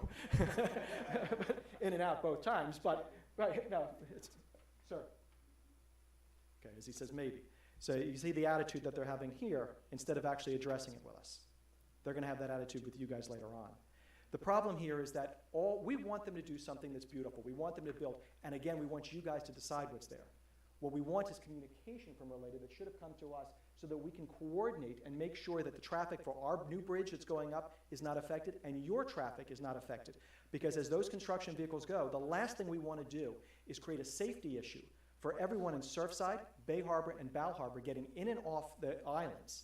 Because, first of all, ambulances, fire trucks, police officers, they need to be able to get in and out as well as residents. And if you're coming in and trying to make an illegal left in there, you're now putting all of those persons at risk. I think they need to come back to you with an engineering study showing that what they're promising you can be done. If they come back with that, that's a different story. But I think they owe you the truth. Thank you, Mayor. Please refrain from any response. Thank you. Good evening, sir. Thank you.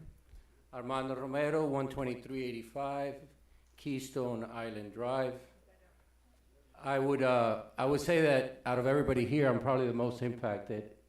I live directly behind the White House. And I am in the real estate business. I've had dealings with Related.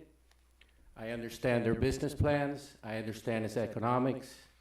I was approached by the developer who was requesting to go to the 115 feet. Now we're talking 169 feet. We're talking then, with everything on top of it, 185 feet. And I live directly behind it. And as much as I want, because I do want, and I'm all for it, development. I'm all for fixing up that ugly eyesore that I look at every day. I'm all for getting rid of, the people that are squattering there at times. But I would ask Related to come with something that's reasonable, something that is not so high, because it will affect the value of the houses. It would affect me personally, and I know this decision cannot be made on one resident, but I can tell you that a building could be as profitable as high as it can be. If they can build 500 feet, they would make more money. And Related has done beautiful projects throughout our city. They're the #1 developer in the country, and they're doing developments all over the world. But this one affects me personally, and I would just ask for them to consider that to bring something that's more reasonable, more in deference of height. I'm okay going up above the 35, the 80, maybe 100, okay? But 169, 185 feet in that area, the way they designed it, I don't think it's feasible for our residents. Thank you. Thank you. Good evening, Mr. Wallen. Good to see you, sir. Good evening, sir. Nice to be here. Frank Wolin, I live at 12934 Banyan Road in Keystone Point for the past 44 years. I think this is an opportunity for North Miami to do something good. And I think that the people who are building this building have a vision for something positive. And I would like to see buildings like the building they propose all along North Bayshore Drive on the north and south side of 123rd Street. You all got your packet. I know you all read the financial study. I think that it's a no-brainer.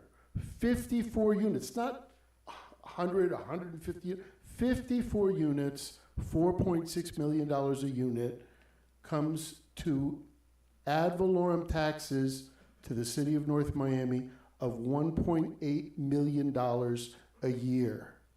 How many police officers is that? How many park attendants? How many library books or after-school programs can our city buy for $108 million a year? $22 million a year, people eating in restaurants, shopping in our stores. We need a healthy tax base. Other cities, yeah, they're big, and we've been left behind. We really have. I see other places, buildings 20, 30, 40. It's fine with me. I don't have a problem with it. I call it progress. And I think our city has been stuck for 50 years now without real progress, and there's no reason why we shouldn't. They showed a picture at the very beginning of Armani Casa, right next to Golden Beach, a block from those folks' homes. You know what? They're pretty happy. It kicked their values way, way up. Thank you, Mr. Wallen. You can sum up real quick, please. I'll give you 10 more seconds. Thank you. I appreciate that. My house, my taxes, ad valorem, $7,000 total, $2,000 a year.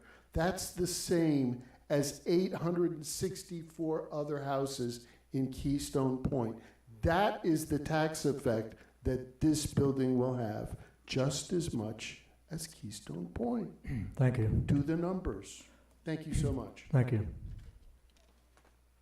Good evening, sir. William Welsh, 2032 Northeast 120 Road. I think this is a wonderful building. It looks beautiful. It's not overpopulated. There's a major problem here. What they're proposing and what they've shown everybody is not feasible to build. There's regulations and state laws that will prohibit it due to certain things. I agree with the mayor of Bay Harbor Islands. It's going to be a train wreck on traffic over that thing, and in the future, you're going to have people coming out of there making illegal left turns. Are we going to have a police officer stationed there guarding that? This building is way too high for what it is. There's no transition, and if you think that little canal is a transition between single-family homes and condominiums, you're sadly mistaken. They bought a property that was zoned 35 feet. I think it's 14 units. Bob Pashon always said this when Cadillac came in and did this. This is what they bought. This is what they're entitled to. If they would like to rethink their height, and maybe their density, that would be wonderful. I'm sure the people of Keystone would love that. But this building, as it stands, I don't believe can be built legally. This committee should do some due diligence about that property to find out the problems that could come up in the near term. Thank you. Thank you very much. Good evening, ma'am. Hi, my name is Shireen Mendez, 1621 Northwest 121st Street, and I do support and approve this project to get rid of the White House and the prostitution hotel that it has become, and for the economic growth of North Miami. Thank you. Thank you very much. Good evening, ma'am. Good evening, Council. I'm here today in support of the changes we're talking about. I think that this is a really simple decision, and I want to point to the budget, actually, that we spoke about on Tuesday. So in 2020, the fiscal budget for the city was $67 million.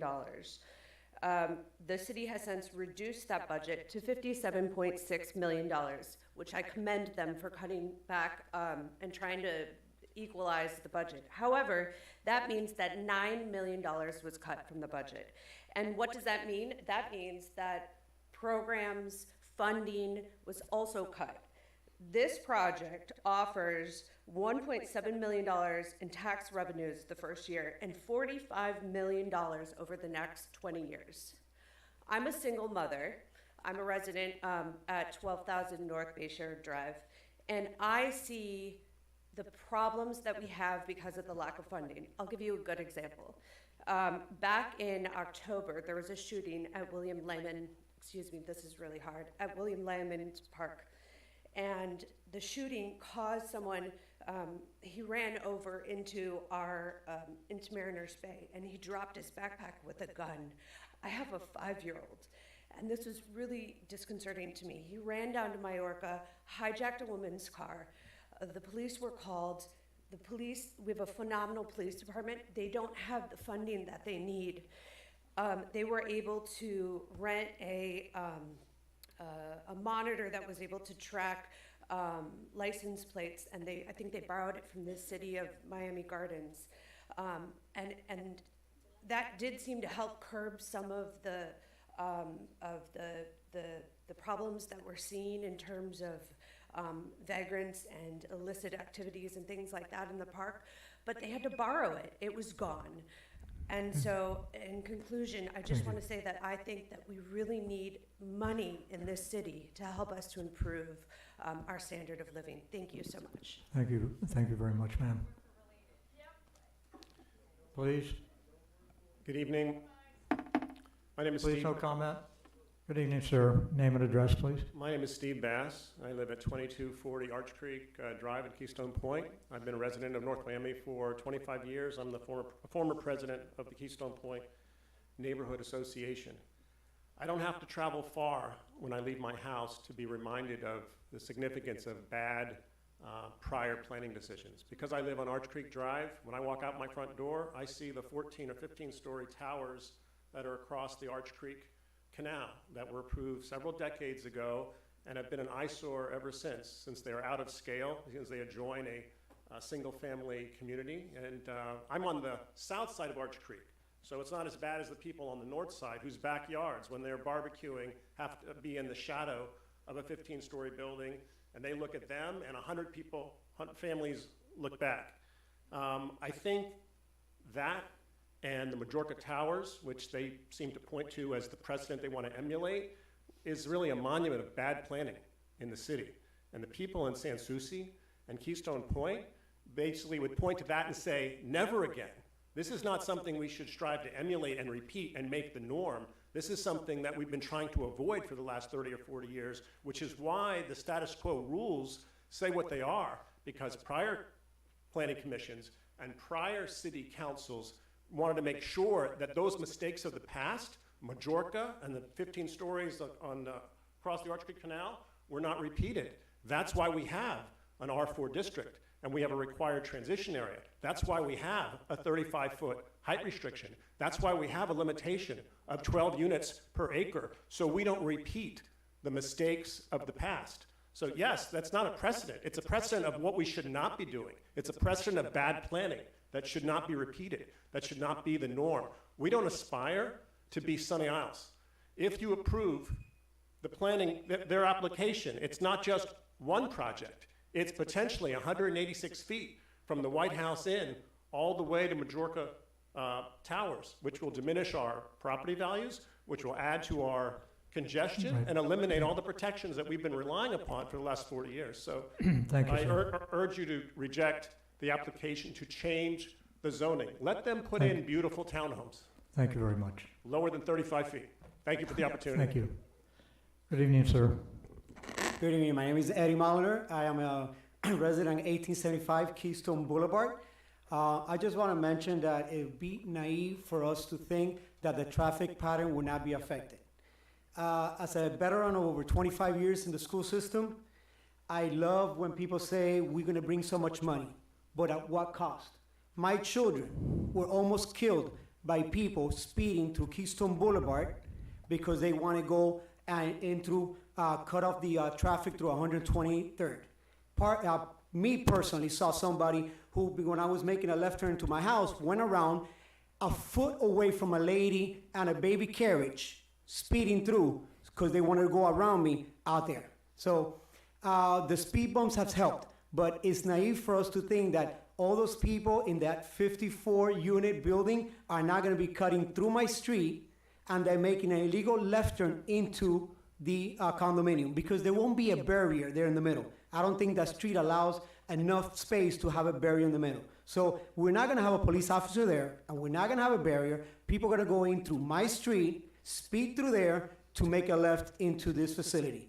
So it's a child's life worth millions of money that you guys are talking coming to the city. As an educator, I could tell you, and what you've seen recently, it's not.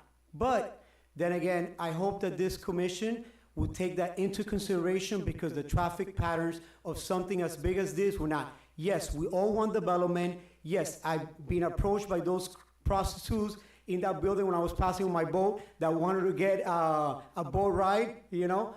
I understand, we want development, but if you bought into something that was 35 feet, let's keep it 35 feet. You were never lied to when you bought that property that that's what you can do. So why make a change and interfere with the lives of everyone around you for the sake of money? So please take that into consideration. Thank you. Thank you very much. Good evening, ma'am. Good evening. Thank you for this time. My name is Kate McGinnis. I live at 12,000 North Bayshore Drive. And I don't oppose development there. I think it should stay at the 115, whatever the zoning changed in 2017.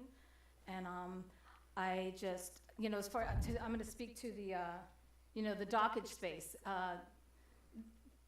These developers have their sites on my dockage space. You know, I've been in a situation for the last year and a half with the threat of losing my home. You know, a home I do not want to move from. It's pitted neighbor against neighbor, lies and disinformation, you know, rumors, whatever spread. I liked what Mr. Gibbs said. Don't get seduced by the pretty picture. Their plans are much bigger than what I think we're seeing. Thank you for your time. Thank you, Mr. McGinnis. Good evening, sir. Good evening. Albert Mendez, 2141 Hibiscus Circle, Keystone Point. I really want them to do development because if everyone that knows me here, it helps my business drastically. I work actually inside of Keystone. I'm the one that builds all the homes inside of Keystone, a lot of them. So it's great for them, and I really appreciate it. I just want to say that they're promising a lot of things, but I think it looks really good on paper, and I think they can do a really good job, but you need to get more facts before you make a recommendation for something that you're not really sure of. And I want to give just a little bit of technical to what they're promising. You're saying 180 feet or 169. I want to clarify that. That's 169 or 180 from base flood plus 1. That's not from the street. So you need to understand what flood zone that location, that little island they're talking about is at. So that street right now is probably, if I remember correctly, because I built the house across the street from there at about 6. So they're starting their project at 11. So you gave them another 6 feet. So that project is going to be, if they do the 180, you're close to about 200 guaranteed. So you need to understand where it's starting from. It's not starting from what you may think. And this is just a technical, so when you make a decision, you have an informed decision. you're starting from about another 10 feet that they're getting, 7 feet they're getting on top of that 180 or whatever it may be from when you stand on that road. That's just a clarification, but I appreciate the time. Thank you. Thank you, Mr. Sir. Good evening, sir. Good evening. Alberto Chacin, 2010 Northeast 124th Street. Obviously, we are affected by this modest project, but this is not a request for authorization on the project. This is a request for zone changing. So what you need to consider is this. Trend is not a plan. And therefore, if we are developing our city by trends, then this makes no sense. I mean, there should be a plan where we consider all these changes of zone, especially BC changes to 168, and make it a plan, a more comprehensive plan for the city. If you guys do that, then you pre-approve whatever size is considered to have a balanced development in the region. This makes no sense. It's a 168 feet building right in a residential zone. Just that one, it makes no sense. But think about the impact of other buildings in the same area that's gonna be built with the same height. Please consider this. Probably it's not the right time. Do a plan that consider a better balance. Look at Bear Harbor Islands, where they have buildings and residents in a more balanced way. Why should we have humongous buildings for the promise of riches based on work and taxes? I think there should be a much better balance of what we're trying to do as a city. Thank you so much. Thank you, sir. Good evening, ma'am. Hi, good evening. My name is Christy Reinhardt. I'm a 20-year resident at 1860 Keystone Boulevard. This is my daughter, Kira Reinhardt. She's a registered voter. She's participating in voting here at the City of North Miami, so we would like to both speak. I would like to say that I am definitely pro-development. I would love to see the White House Inn developed into something beautiful like the townhomes that were built out in Surfside there on the beach. I think that would be a dream to have some beautiful property there. But what I would like to say is that I think developers really have a responsibility to the community. When we allow developers to come into our city and we allow them to say that we're going to benefit from the tax revenue, I really feel that we need to have that benefit. I am a school teacher over at MAST at FIU Biscayne Bay campus, and previously I taught for 12 years at David Lawrence K-8 Center. And every day I drive by that beautiful blue lagoon at Solamia, but none of us as North Miami residents really have access to that. And I think it's such a shame that while we're not talking about Solamia, they built this beautiful property, but yet the city of North Miami really doesn't have access to the beautiful facilities. And while this property is promising a little boardwalk around the perimeter, I'm not really sure that that benefits the city of North Miami residents, especially residents like myself who I don't live on the canal. I live on Keystone Boulevard, which is a very busy thoroughfare. And we even have a Sans Souci resident that claimed to use my street as a cut-through. So we know that people are using my street as a cut-through, and I'm really concerned about the safety. So what I propose, take it for what it's worth, go for it. Build that beautiful building next to the dog park, and then turn that beautiful White House Inn property, into a nice park like what Bay Harbor has for their citizens. Now, my daughter would like to speak about the impact that she believes it's going to have on younger people. And if you can give us your name and address, please. So my name is Kira Reinhardt. I live at 1860 Keystone Point. I'm 19. I was born and raised in Keystone Point. I went to David Lawrence Junior K-8 Center from kindergarten to 8th grade. I had several classes where we had way over the capacity of students allowed in a classroom. We had to bring in desks from storage rooms, chairs where 2 children would be sitting at a desk at times because we didn't have enough desks. When you allow for zoning to change in that area and you open up the possibility for townhouses to become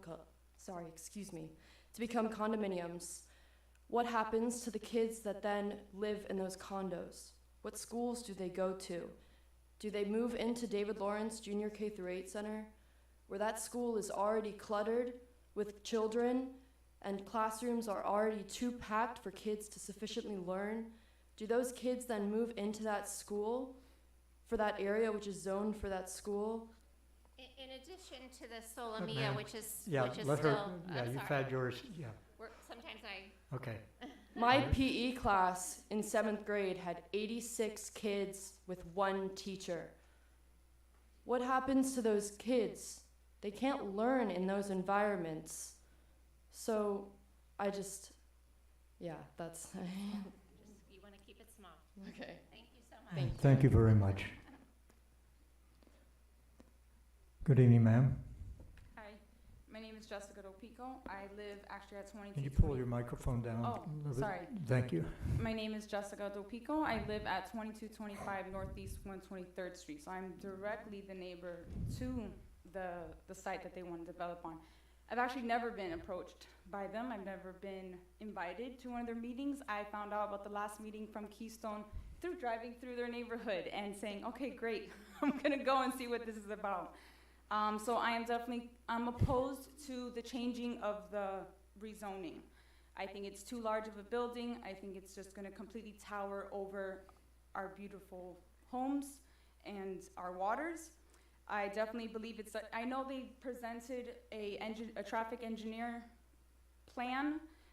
It just doesn't make sense to me. There's definitely going to be more traffic entering into that new entrance that they're proposing to have for their property.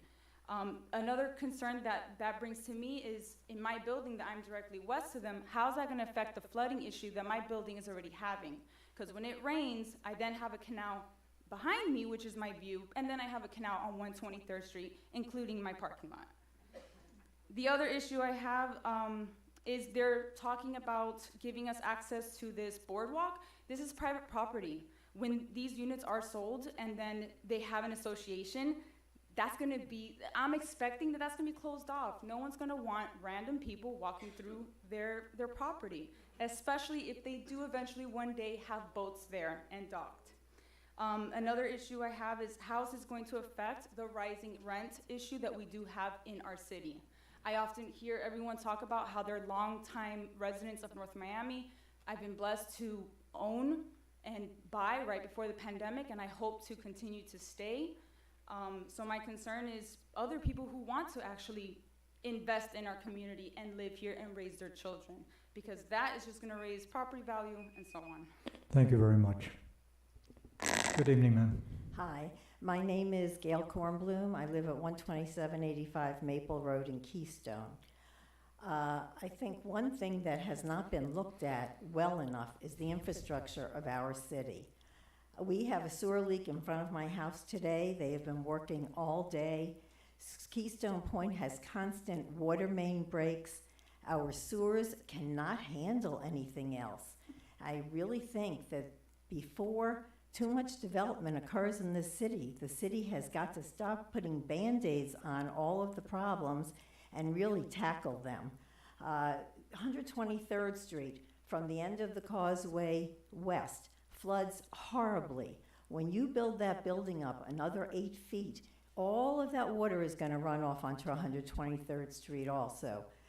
I just don't see, one day our sewers are just going to explode. They are breaking down constantly all over the city. They can't handle this development. And I think that has got to be a priority for the city.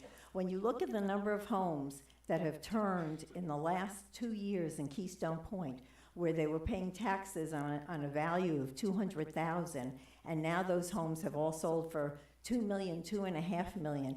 There's the difference in taxes right there. The money is coming into the city. It's just the city has got to learn how to spend it in the right places. Thank you. Thank you, ma'am. Please refrain from any responses. Thank you. Good evening. Good evening. Karen DeLeon, 1935 South Hibiscus Drive, and thank you for everybody who's come out tonight. Please note that 2 residents that have spoken in favor of it are on the payroll for Perez, and I do respectfully ask that that be asked in the future as to are there financial gains. Mariners Bay, they're being bought out. So anybody speaking pro from Mariners Bay, they're actually making money off this project as well. And this project isn't White House Inn, you guys.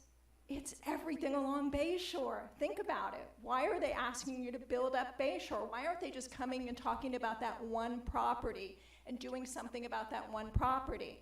You guys have such an opportunity right now to say, hold on, developers. Yeah, let's develop that section of North Miami. It's a great section, but let's do it smart. Let's do it as part of the comp plan. They already own property over there. They're trying to buy more property. The property to the west has been solicited as well, maybe not from this developer, but from other developers that are waiting. They say that it's gonna bring in $22 million annually. For 54 residents, that's $407,000 worth of pizzas from Evios. Sorry. It's gonna bring in local school dollars. We're a donor county. It's gonna bring school dollars to the state of Florida. Look, we're pro-development in Keystone. Drive through Keystone, it's developed. But what have we been offered so far? Cadillac came and they went, hey, we're gonna do a showroom in the sky, and at night we're gonna light it up and you're gonna look up and you're gonna see Cadillacs. That was the first thing we were offered. The second thing we were offered was like 100 feet. Hey, that was doable. That was something we could talk about. That was something that we could work with. Then we were told a boutique condo was coming. Great, boutique sounds so cute, right? All right, massive marketing campaign being done everywhere to bring in people to speak. Please talk to the residents that are affected. Thank you. Thank you, Karen. Please refrain from responding to the speakers. Thank you for the opportunity Thank you. to speak. My name is Carolyn Keating. I live at Mariners Bay Condo, 12,000 North Bayshore Drive. It's absolutely true about the stress we've been under due to the Related Group and other developers. It's been difficult. This is our third successful attempt at thwarting a buyout. We also feel we will be successful when Related's next contract deadline comes up on June 15th.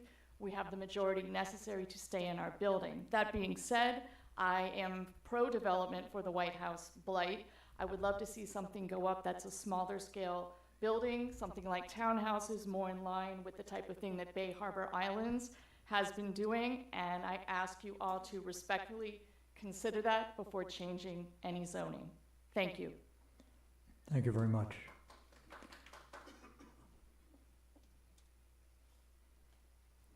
Good evening, ma'am. Hello, hi everybody. My name is Jennifer. I am a resident at Keystone at Arch Creek Terrace. I'm new to the area, but a resident here, or actually born and raised in Miami. Development is a positive thing. I mean, I have seen it, growing up here in the city, all through Brickell, everywhere that I've lived. I do believe that it is progress. I do believe that traffic is an issue, as it is in all parts of the city, as a growing city. I don't think that us as residents, we are to, really dissect the needs of this developer per se. I do work for the Related Group, by the way, disclaimer, but don't hate me. It's just, it is what it is, and I think the city is growing and we do need it. We supply the demand of this housing. We're not building up because it's not for profit, it is due to demand. Traffic on boats, on pedestrian, on cars, it's gonna happen. There's no way of diminishing or relieving that. So that being said, I am all for it. It's gonna be a beautiful development, and it will impact the city as any other would with any other developer. Thank you. Thank you very much. Good evening, sir. Name and address. 12418 North Bayshore Drive. I've been a resident for 20 years. I'm actually Armando's neighbor. I probably have, in terms of being the closest, about 400 feet from the property. I've been a professional urban planner for approximately... State your name, please, sir? Eric Reel, I'm sorry. Apologize. I've done this for so many years, I forget to say my name. So I've been urban planning in the public sector for almost 38 years as a planning manager. So I've reviewed probably thousands, or let me say hundreds of projects where I've recommended approval and denial. I am by no means against development. I think this property should be developed, but I'm a person who will compromise, and I believe in collaboration. What I'm interested in hearing from is a little bit more from staff as well as the applicant this evening regarding some of the comp plan policies.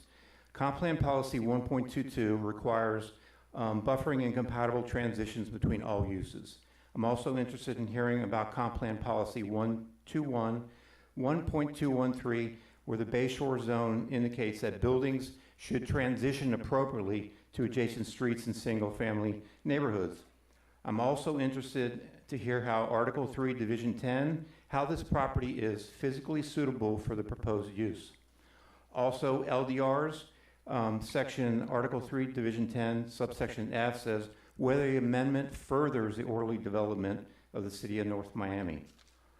I have significant concerns regarding access off of the North Bayshore Bridge. There's significant cut through. Right turn only in off of North Bayshore is not going to happen. People are going to make a left turn lane. This is Miami. People drive wherever the hell they want. The city staff report indicates that the city transportation manager has approved the staff traffic study. I'd like to hear some additional details from the city in terms of that. Just give me 15 more seconds. 15. And then, so I would also like to hear from the applicant about compatibility of transitional use. I have some significant reservations in the site plan. I think it's other local governments ask that voluntarily applicants bring their site plan. There's a number of issues that I have with the site plan, and I know that's not a part of this process, but I think for you all to make an informed decision, you need to have those details. Thank you. Thank you, sir. Anyone else wishing to speak on this item? I see none. I'm going to go ahead and close the public hearing. Public hearing is now closed. At this point, the petitioner has a chance to do rebuttal. And I'm sure I saw you writing down a lot of notes. And you do have a lot of questions that you're going to have to answer that the residents have brought up. And I'm sure a lot of us on the panel will also want to address some of these questions also in due time. So you may begin your rebuttal, sir. All right, thank you so much, Chair. So the first thing I want to address is this concept of not at this time. A variety of different residents have raised this issue of this not being the development needed at this time. And they've talked about flooding, they've talked about affordable housing, they've talked about the impact to schools, and they've talked about the impact to recreational space. This is the perfect time for a development like this, because this development over a span of 5 years will bring $9 million that you can bring to improve affordable housing, to improve the infrastructure, to address the sewer impacts that are occurring, to improve the recreational space, and to provide for the issues with respect to the schools that the young lady talked about. With respect to the land use and zoning at the site, if we could go to the slide that shows the existing land use, Mr. Gibb talks about this site being the hole in the donut. It absolutely is. It's the only site east of Bayshore Drive and south of Keystone owned by private property owners that is not designated and zoned Bayshore Zone. This is a matter of fairness. This is a matter of equity. With respect to one of the items that the gentleman brought up regarding transitions, I want to reference your attention to the North Miami Station Transit Overlay District. The transition from that district is just 25 feet. You can be right next to a single-family home. If you're 26 feet away, if you're 30 feet away, you could, reasonably, if the city council approves it, you could build up to 200 feet in height. That's the existing standards of the city of North Miami. That is the transition that has been adopted, 25 feet. So when we're talking about transitioning, and when we're talking about the area, and when we're talking about the impact, those are some of the things for you to keep in mind. And when you look at this site, today, the southern tip of the Bayshore Zone is developed with a building that is 169 feet in height. We're asking that the zoning for our property, the land use of our property, accommodate and codify the existing development height for that property, for ours as well, and for the Bayshore as a whole. Now, if you could go to the slides after the intentionally blank.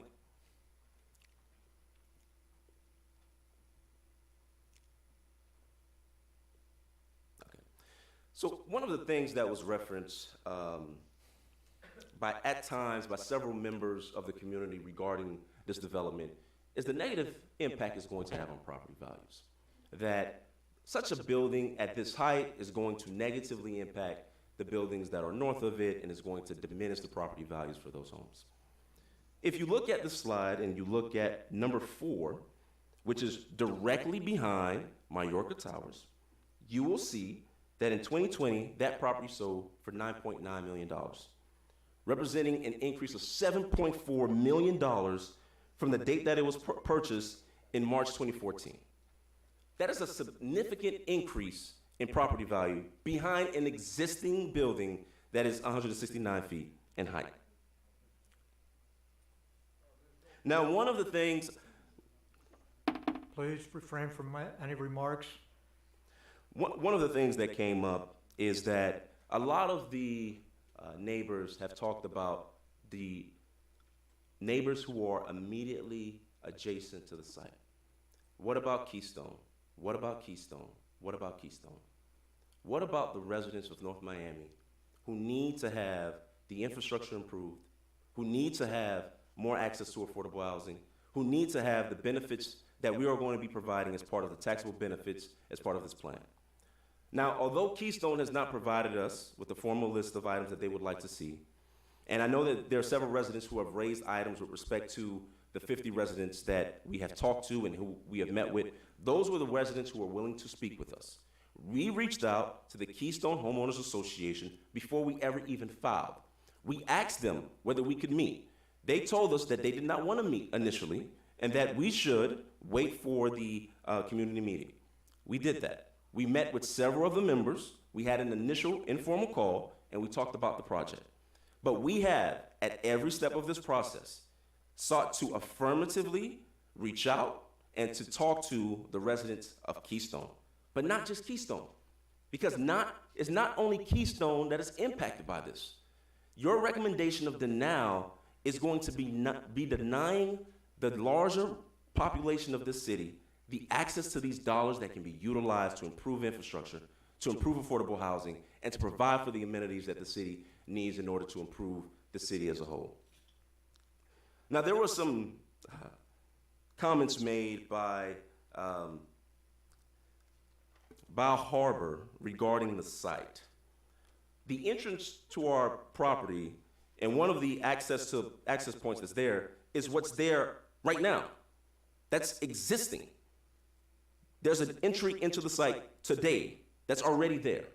We are going to be required to have reasonable access to the site. Now, one of the things that I do want to happen is I want to have John McWilliams for a second come up and talk about some of the traffic impacts with respect to some of the items that the neighbors have raised. If you could state your name and address, sir. Thank you. Absolutely, Chair. My name is John McWilliams with Kimley Horn and Associates, addressed at, let's see, I'll go with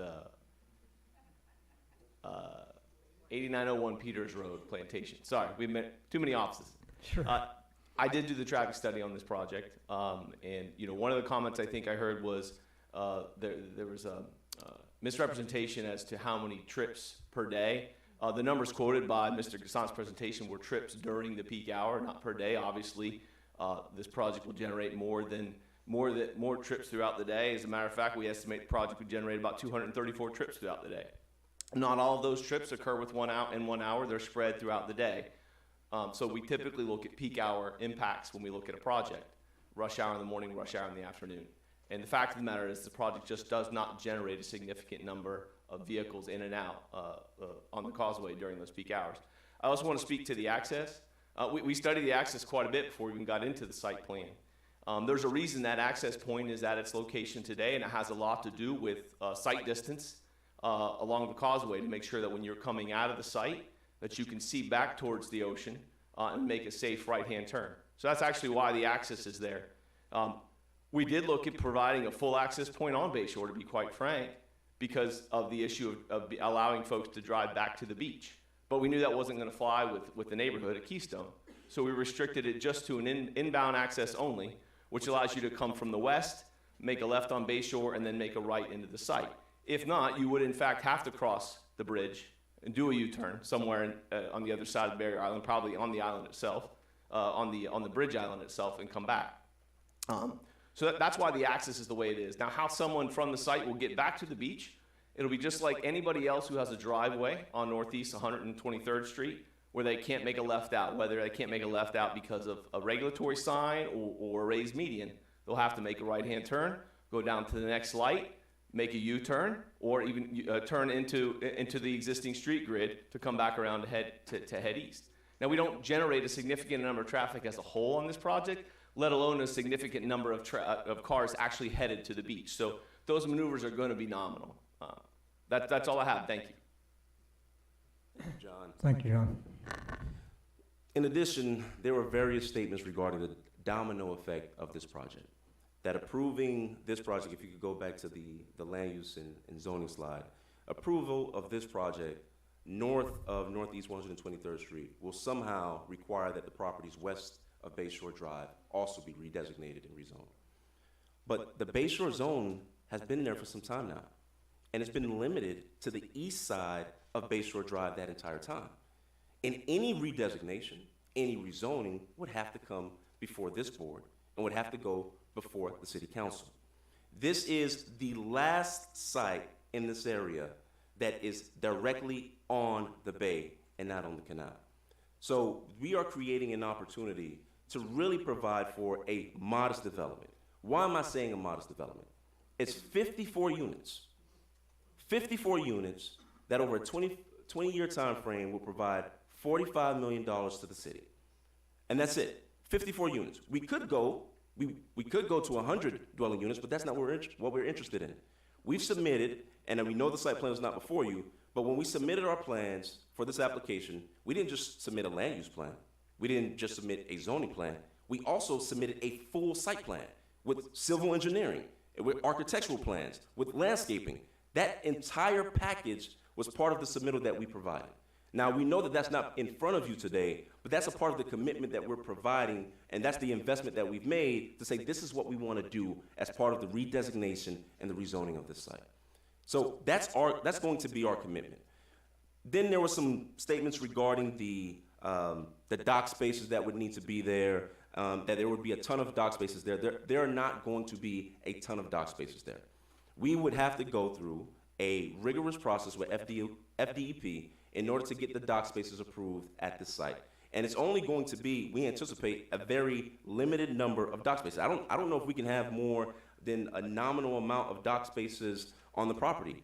But that's not what's before you. We're not coming in with dock spaces. And if we do come back for dock spaces, it's anticipated that we may have to come back for another application in order to have that. So because of that, we anticipate that that's not an issue that you have to address as part of this application tonight. It's not something that's before you, and it's not even within your purview. Now,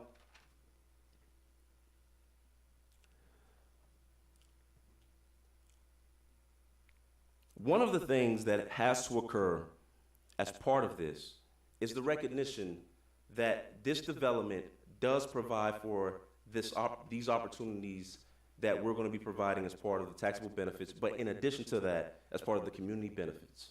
We've committed to not providing any roof signage or any lighting on the top of our buildings. We're committing to providing for an enhancement to the guardhouses on Bayshore Drive and at Northeast 126th Street. We're committing to providing for $25,000 to the tennis center for the Sans Souci Sugarman Center. We are committing to providing for $150,000 for a police athletic league facility at Griffin Park. We are making these commitments unilaterally on our own volition because we want to be good neighbors. We want to provide for the benefits that are necessary for the city, for the public at large, and for the community. This is something that's broader than Keystone. This is something that can benefit the city as a whole and provide for the benefits that are necessary to improve the quality of life and the public welfare. With that, I thank you for your time, and we are here to answer any questions. Thank you, Sure, sir. don't leave the podium because I'm sure we're going to have a lot of questions.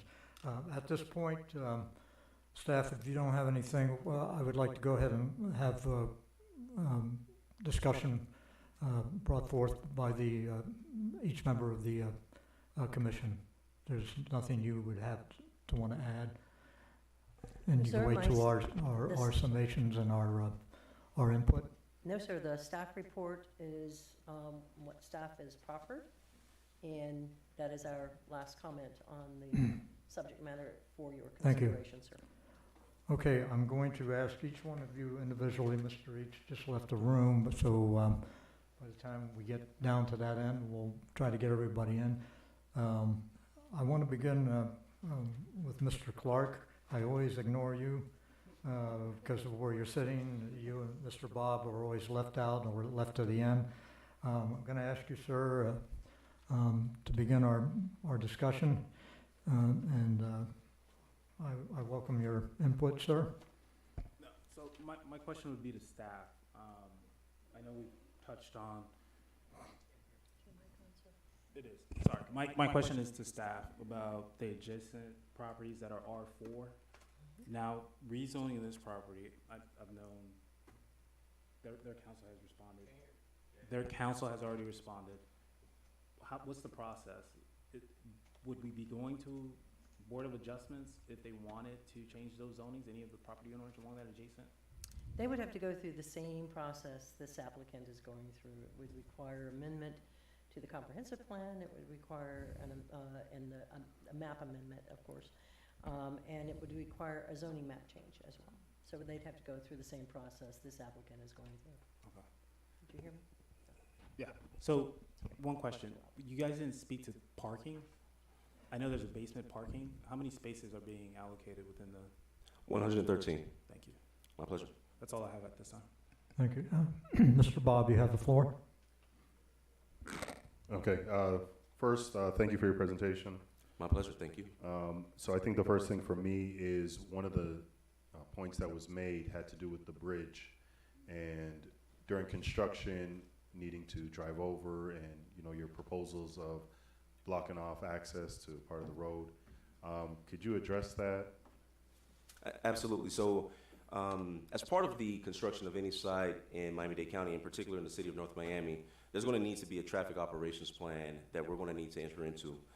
As part of that traffic operations plan, we've already initiated the dialogue with the building official to ensure that the phasing of our development is going to have the necessary ability to accommodate our contractors and the developers and the builders on the property. So we've already been establishing a program in the site to anticipate the impact of the development of construction on the property to ensure that there's not going to be an adverse impact with respect to the parking on the site, and are anticipating a variety of different mechanisms and conduits by which we can ensure that the workers can get to the site without having any impacts on the parking on the property.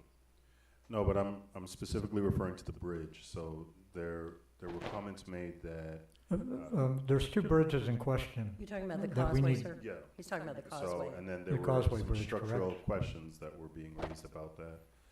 How do you guys plan to address that? So if there are structural questions, and we're happy to engage in conversations with Bay Harbor Islands, what we wanted to make sure is, prior to this hearing is that we reached out to the residents of the city of North Miami and made sure that the community that's a part of the city of North Miami are addressed. Had we known about these issues, we'd have been happy to reach out to them. If the mayor of Bay Harbor Islands, who says that he was at these community meetings, had talked to us and said, hey, I have a major concern regarding those bridges, we would have been happy to discuss those items, to talk about what we could do and ensure that we could take affirmative steps to address those. But should there be an impact to that bridge, and should that bridge have an impact on our ability to have contractors coming in, we could ensure that folks would be coming in from the west off of Northeast 123rd Street to enter into the site. So there are opportunities for us to do that, and there's a mechanism of doing that. There's a traffic operations plan that has to go into effect for any development throughout the city of North Miami and all throughout Miami-Dade County. And that process is something that all developers have to go through. But to address your question directly, it's that we could accommodate for that by ensuring that folks that come from Northeast 123rd Street to enter into the site. Mr. Bob, if I could interject something in your line of questioning, if I may. There's another bridge, of course, that goes across into Keystone Point. Someone did bring up a question as to the steepness of that bridge and the proximity to that property as far as where your egress or your entranceway would be. has that been, I didn't hear anything mentioned from your traffic study as to what that impact may be with that bridge. Is that bridge going to be any kind of a hindrance? Does that will that need to be replaced? And has that been considered? Because it is pretty close to 123rd Street. So my concern, I would kind of echo the same concern as to what that impact is on that particular bridge. So I want to make sure I understand the question, Chair Ernst. Are you talking about the traffic impact? It's a little bit different from what Mr. Bob was The asking. entranceway to your property, you have an Okay. egress on Bayshore Drive, correct? That is correct. That's close to that bridge, is that not correct? That bridge that goes into Keystone Point? Yeah, we're not seeing an impact, but I'll have John come up and talk about the entrance. That's a little bit more of a civil engineering question, so I'll do my best. My firm did do the due diligence on that driveway, and actually, that was one of the first things we did when we started to look at access to the project was the feasibility of the elevation change as the bridge goes up. And what you gotta realize is that driveway is not necessarily gonna be at grade. It will go up at the same slope as the bridge, and then at a certain point, it will turn and then turn into the site. On the property? but not Correct, on the absolutely, absolutely. We studied it. So when the driveway goes in, you after you look at the plans closely, that driveway goes in at a slightly higher level than portions of the site because we have to follow the slope of the existing bridge up before we peel off and turn into the site. Which also actually the way that's going to be designed is going to really help restrict anybody coming from the neighborhood and making a left in because it just physically won't be possible with the way that design is. Regardless of what footprint or height of that building or what you would want to do with any other project, you would probably is it safe to say that you would have to have the same configuration for the drive? Pretty much, if you look at the site plan, the actual building, the tower itself sits further to the east. Right. And that's because But of all the another things project- that have to happen to make that driveway work. I mean, that driveway is just as important to the site as it is to the the access. If the access doesn't work, the site doesn't work. All right, regardless of what you put on that property, that's what I'm Well, saying. yeah, If you put the architects townhomes are or if you wonderful. put- They'll figure out how to make the site work around that access point. All right, I'm sorry, Mr. Bob, you may continue, sir. I wanted to get a clarification on the bridge issue. Okay, yeah, that's fine, thank you. I think kind of overall, it feels like there was somewhat of a disconnect as far as the coordination with, the mayor and whatever may be, but thank you for addressing my concern with that. The next question I have is, so currently the plan is to have all the units for sale only, correct? That is correct. None will be offered for rent? That is correct. Okay, and then why 54? Like the units, what made you guys come to that number? So I'm going to actually have Eric Forden, the managing director from Related, to come up and speak to the specific number of why 54. Eric Forden, having an address at 2850 Tiger Tail Avenue in Coconut Grove, Miami, Florida 33133. Thank you for having us tonight. The 54 units was really a function as to what we could fit with regards to the parking on the site. We thought we didn't want to overburden the site, and if we did a shorter squatter building with smaller units, we would end up with 100 units with one parking space per unit. We decided to go on a luxury route where we're going to do larger units that aren't primary residences. These are going to be seasonal residents for the most part, and they usually require 2 parking spaces, and that's where we capped it. Okay, thank you. Nothing else at this time. Thank you, Mr. Bob. Ms. Blavera, you have the floor.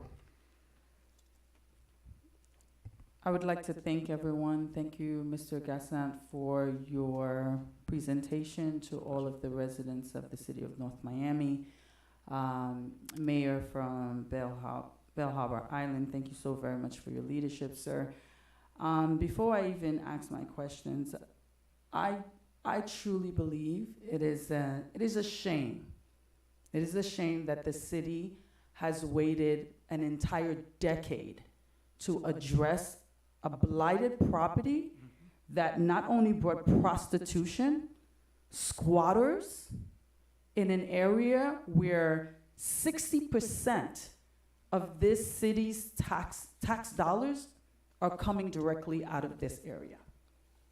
And it has, their poor leadership has now put us in a position where you have an organization like Related, where several individuals have stated that this is a great organization, it has done great projects, and it's like now, because we failed to do what we were supposed to do in the last 10 years, we're in a situation where we're trying to address a situation that everybody is over it, right? We no longer want to see it, but it's not necessarily the right project for the people who live there. And I just want to say that it is just unfortunate that we are at this point because of our poor leadership as a city. It should not take 10 years of having this type of property here for us to be now at this place where we're trying to cram something down the throat of residents who say, this is not what I want. Now, obviously, I've looked at it. I think it's a gorgeous building. And I just heard that the gentleman said that it would be for seasonal residents.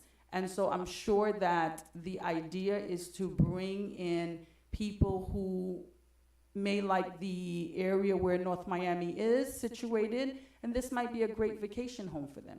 But at the end of the day, we have to balance the issue of this has been an eyesore for 10 years versus what the people want. And Mr. Gaston, while you did a really great job of breaking it down, I think you failed to understand that the people are not saying not at this time. They're saying it's too high. I think everyone sitting here today said it's time for something new, but it's too high. And so with that understanding, you have a great project. How do we now bring a balance where you're able to do what you do and clearly do well and bring it to the people where they can receive it and say, okay, great, let's make this happen. So these are 4 things that I want to point out. Commissioner Bob already talked about what the mayor mentioned about the bridge. And if you guys have not spoken to the city of Bell Harbor, when are you going to speak to them? I'm happy to speak to the mayor right after this meeting. Okay, so that's 1. 2, engineering study.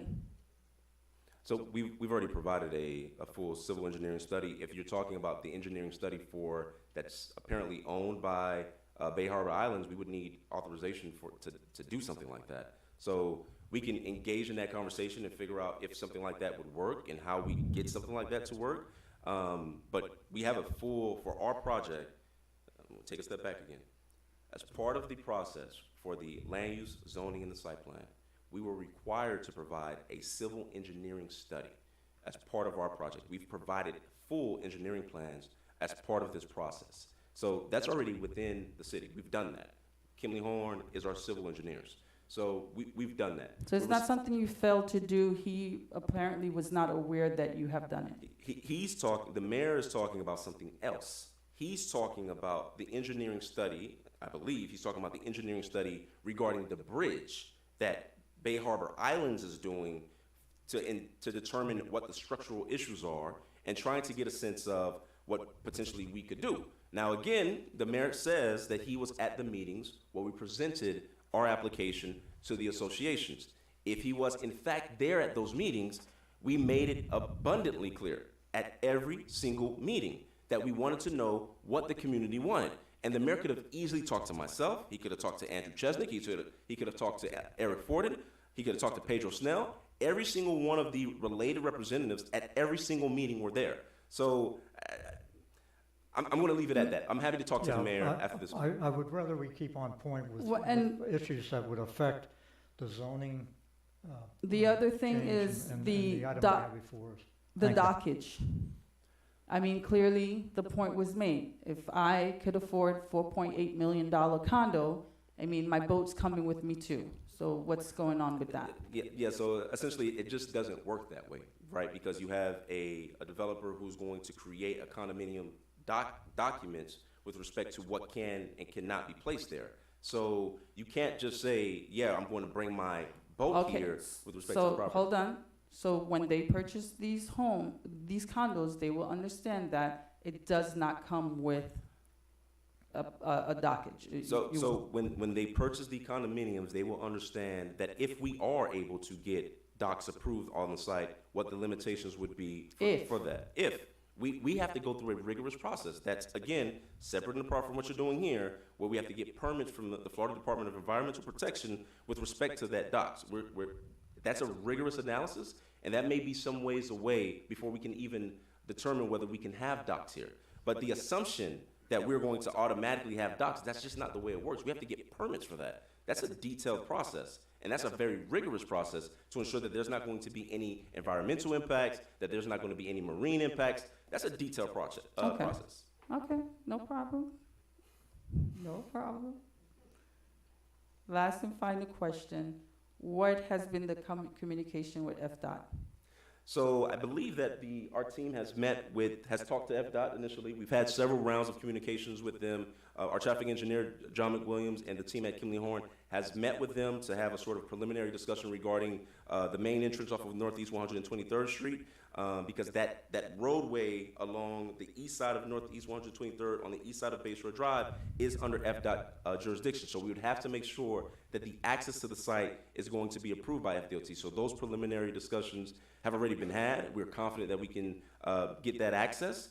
So that's the reason why we're proposing it there. And again, the main reason why we're doing that, as opposed to doing a full entrance off of Bayshore Drive, is really out of respect for Keystone, to make sure that the impact there is significantly limited to only an entrance only on a right turn when you're coming in off of Northeast 123rd, making that left. Okay, thank you. And in closing, earlier when you first made your presentation, you stated that you were open to hearing any other community benefits that were proposed. Just a couple of days ago, a couple of hundreds of students graduated from the City of North Miami High School, and these kids are going to be home for the summer with no internship. Mm-hmm. And so while I looked at your proposal for benefits, it was great. Yes, you had a lot of benefits coming to the residents of Keystone, but what about our youths? I mean, if you're really going to do something that's going to have a lasting impact, especially in a minority city, you would want to address the youths. You would want to bring something that can actually help train them, develop them for tomorrow. So I think that while obviously we're an advisory board and we're going to vote on this tonight, but I definitely think that when it goes to the council, you should consider putting something substantial that can have a positive impact on the youths graduating from the City of North Miami, whether it's juniors or seniors. Thank you. Thank you. Mr. McDermott? Thank you very much for the presentation. Thank you very much for the presentation. My pleasure. Thank you. Good job. And thanks everybody who came to speak about it. Like Mr. Bob, I have a real issue with this bridge situation. If they're going to basically be shutting down traffic going across the causeway, while at the same time you're trying to move construction equipment in and out, do you have any thoughts of how you would handle that? So, again, what I think is, what our commitment will be is to work with Bay Harbor Islands now that we know about this issue that was first brought up today, even though we've had the opportunity to meet with him on previous occasions. Now, what I will say about that is that we can find a way to ensure that the traffic operations plan will limit the access to the site from Northeast 123rd Street to enter the property. That's a process that's going to require us to talk to the building official to make sure that we're on the same page. But we're still, a lot of this stuff may still be speculative with respect to the timing. I need to talk to them to know what the timing of it is. I need to know how long it's going to be, when that's going to occur, so that we can coordinate accordingly. But a lot of this is still outside of the purview with respect to what you all are doing. And I understand the question, and I understand why you're asking it. But what we're trying to do here is ensure that we can provide for this type of development. And with respect to what he's saying on the bridge, we can have more conversations with him. We can understand what the timing is for it. We can understand the length of timing for it so that we can coordinate accordingly. Because what it sounded like he was talking about was that he was more upset about the lack of communication and that we had not talked to them. And it appears that there may be an opportunity for us to work together to have something that works. But it's not a situation where we're not going to be able to develop the site. At the end of the day, this site is going to be developed. Somebody is going to have reasonable access to the site, whether they're doing something to the bridge or not. Something is going to happen to the site, and they're not going to be able to stop somebody. They're not going to be able to take away our property rights from being able to develop on that property. So we're happy to talk with them. We're happy to speak with them, and we're happy to see what opportunities we can pursue with them. Yeah, we'll see that. When Please, no comments from the audience. Yeah, we'll see Appreciate that. it. That's the other side of the coin. Somebody's going to build there something. So, speaking of permits, are you? I noticed that your parking is basically below sea level. That's correct. How are you on the status with the permitting, dealing with the state agencies in regards to that? So I know that we've already started the process with respect to obtaining the permitting. I know that the related group in particular has been having detailed discussions regarding those permits. As you know, we have to make sure that the development of that parking addresses the flooding, making sure that there are no flooding down there, that we can get the permits, that it gets approved. And I know that they're going through that process. So it's something that they've done all throughout Barrier Islands, all throughout Florida. They know how to do this. This is pretty routine for related. This is not their first rodeo. They know how to do this. And I fully anticipate that a developer, I know that a developer like Related is not putting the investment on something that they cannot get permitted. So I anticipate that that won't be an issue. Okay, that's all from me. Thank you, Mr. McDermott. Dr. Medina, you're on, sir. No, I respectfully decline. I've been the whole night, so I prefer to be the last. Oh, well, usually I'm the last to say it, so, Mr. H? Oh, no, we've had, okay, Mr. Bob will follow, yes, go ahead. Once again, I just had a quick question. So during the workshops that took place with the residents, based on the turnout now, I'm certain that they probably raised the issue of the height in those meetings. At any point, did your group consider revising the proposal to, reduce the height, and kind of what went into staying firm on this and So I think, Commissioner Bob, that is an excellent question. We had 4 meetings, and we had 6 community meetings about this process. The majority of the community associations that we met with did not have a problem with the height. There were 2 that raised issues with respect to the height. Some folks from Sans Souci and Keystone as a community as a whole.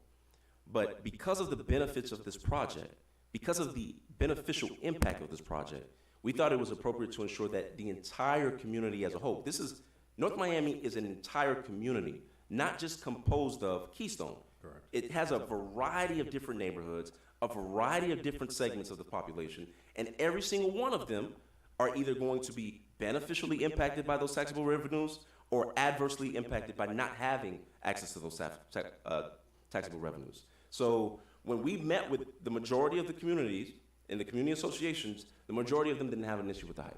Now, Keystone has had an issue with the height, and we were asking them, what do you want to see? They wouldn't give it to us. When we asked them, wait a second.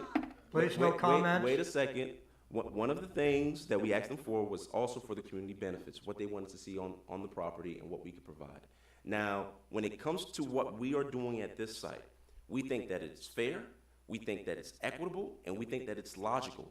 That for a property that's on the edge of the Bay Shore, that it can be consistent with the property that's already on the Bay Shore, which is the 169 feet. We didn't just pull 169 feet out of thin air. We pulled it from the fact that there's already an existing development in the Bay Shore zone at that height. So we thought that that was appropriate because of two reasons. One, because we want to increase and enhance the views of the bay. So when you have a shorter building, typically you have to make it wider, which is what the White House Inn is today. It's a wide building. You can't see the bay from there. By making the building taller, we provide for more space to ensure that people can access the bay walk and so that more people can see and enjoy the views of the bay. So that's a long-winded way of me saying that the reason why we did not do it was, one, because there's already a building in the Bay Shore zone that's consistent with the site. Two, we wanted to ensure that the views of the bay would be viewable from the street and from our bay walk. And three, we thought that it would be a great amenity to ensure that the visual corridor for this development would have more access and views of the water. Thank you. My pleasure. Thank you. I'm sorry. Yes, Commissioner Clark, you had an additional question?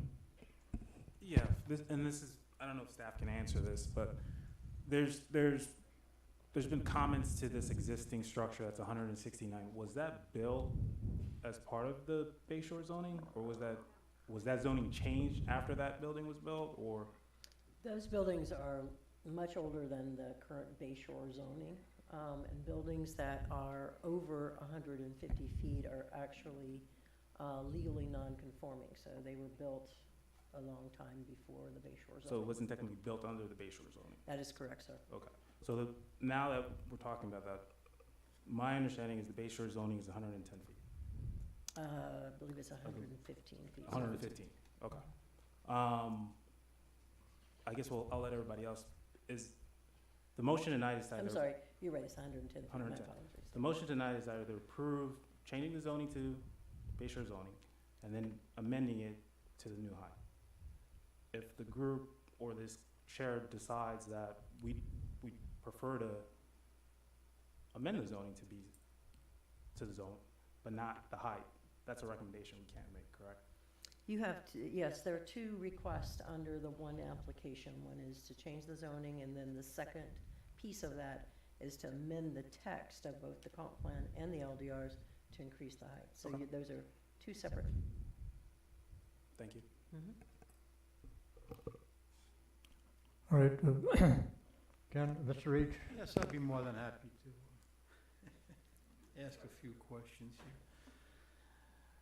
here. With regards to the shadow that we're going to be casting out there, are we going to do a shadow study, or what are we doing with that? So we're happy to provide a shadow study, but one of the things that occurs is that when the building is wider, it actually casts a greater shadow. The building, when the building is wider, it casts, yes. Yes. Right, I understand that, but are we still doing one? Yes, we can do it. We can do a shadow study. That is correct. Okay, that's one question. Where are we gonna park the construction, the vehicles for the workers? We're gonna get a spot, like, I know that, when they were working on the boulevard, they were parking over there by, San Souci in that parking lot over there. We looking for a central spot for the workers can park their vehicles, and then we pick them up by bus and then take them over to the That is construction correct. site? We are going to have a central location where we're going to have a private bus that picks up the construction workers to do the work on the property. One of the questions that or one of the concerns that was brought up was overlooking Keystone, okay? Now, I'm looking at the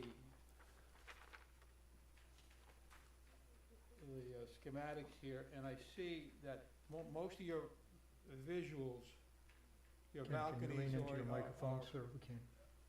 they're overlooking the bay. Am I correct on that? That is correct, and we're happy to provide for a condition that would have all balconies facing east and south of the site.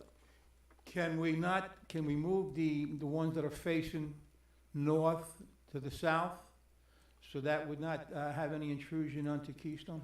Yes, we can provide for that conditions to make sure that there's no balconies on the north side and that they'll be on the east side and on the south side. Let me ask you another question. I'm stuck with the parking garage on the other side of my canal. Sandy Weisberger built that years ago, and anyway, and even though with the landscaping there, I still get the glare.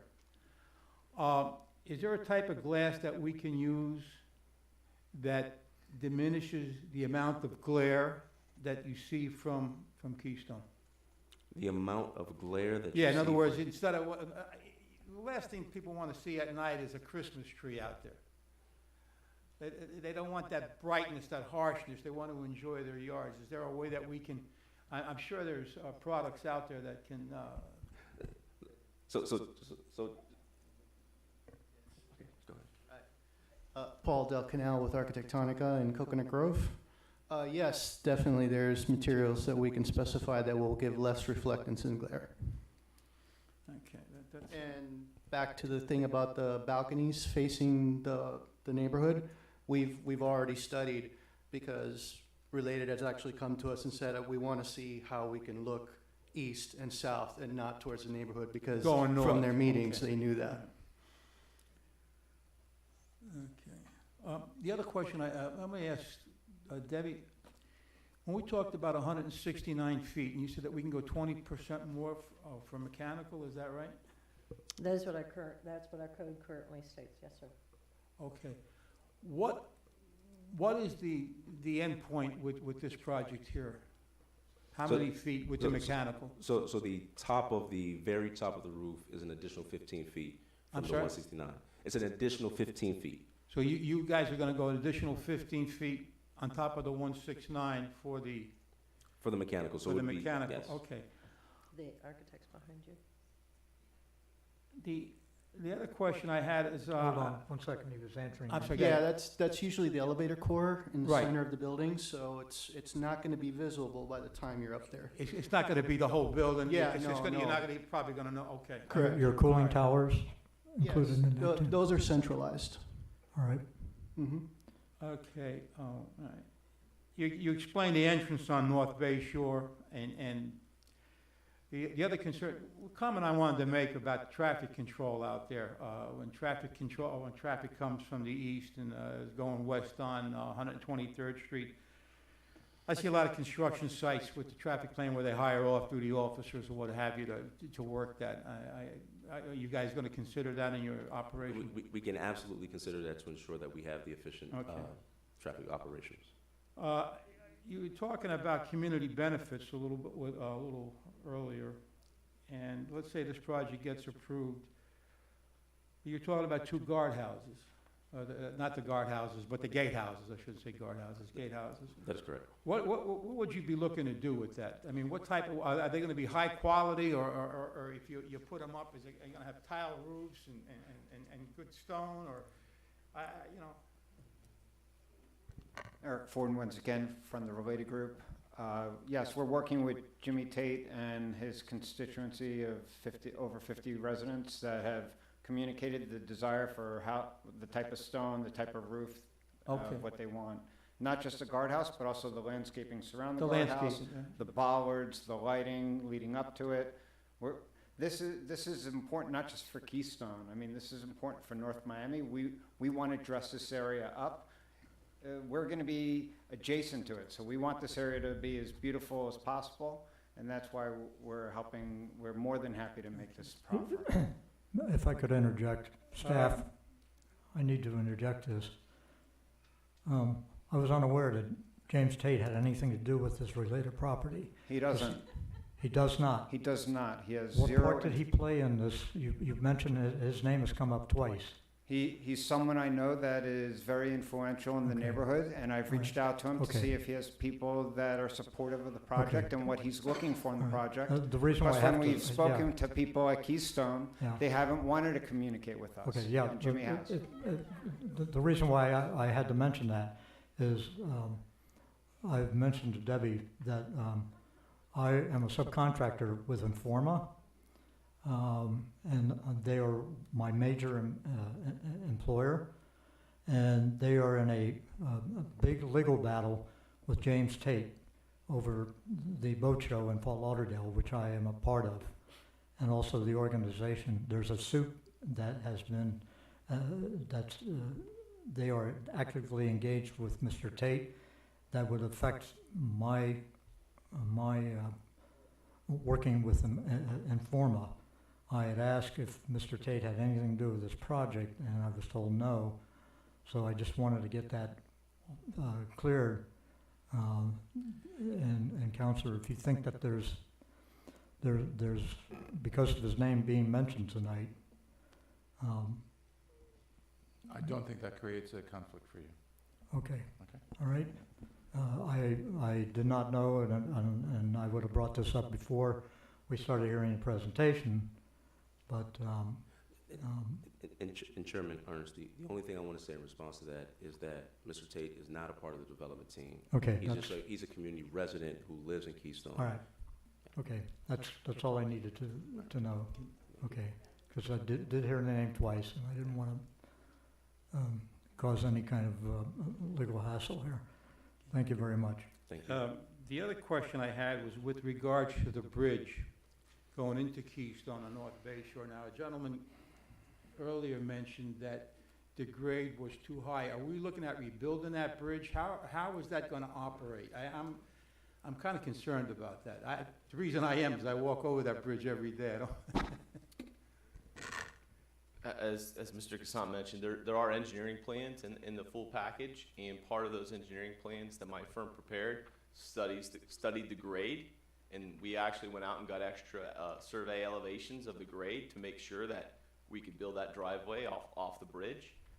Again, as I mentioned before, the bridge slopes up pretty quickly, so the driveway will kind of parallel it and slope up and then peel off to the side. Okay, I follow you on that, but now we're not talking about rebuilding that bridge. Correct. We are not rebuilding the bridge. Okay, We are so matching the bridge is its going to stay the slope. same, Correct. so we're not going to, what I was worried about, well, we're going to No. rebuild the bridge and we're going to lower it, and No, then sir. we're going to hinder boat traffic and all that. No.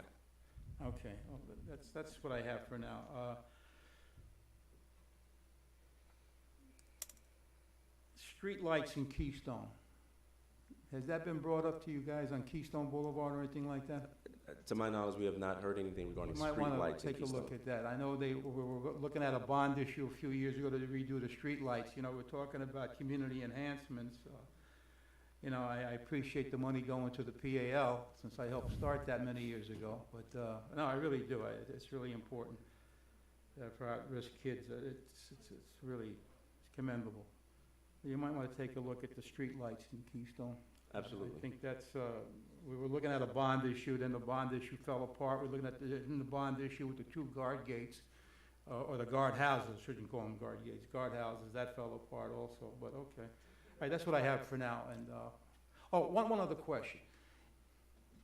If push comes to shove, would you guys be willing to lower the height of the building? Yeah, so that's not a question that I can answer at this time. I Okay. can tell you that we are in the position that we think the 169 is appropriate for the site. All right, and two of the houses that there was a gentleman in here earlier said that he was greatly affected by it. And I was over there the other day and I was looking at the houses, and I think one was, I don't know if I got the addresses right, I put it on my GPS, but I usually walk over in that area. It was 12323 Keystone Island Drive and 12325 Keystone Island. Has anybody spoken with these people directly to get their feelings on it? I mean, the beautiful properties over there, and when you look out from their property and you look across and you see that godforsaken White House Inn, it's despicable. Yeah. It really is. So what I can speak to is that we have made a robust community outreach. We've tried to reach as many members of Keystone as we could, and that's one of the particular reasons why we went to the Keystone Neighborhood Association meeting to present the project and to talk to folks and to see about the potential issues or concerns that the community would have.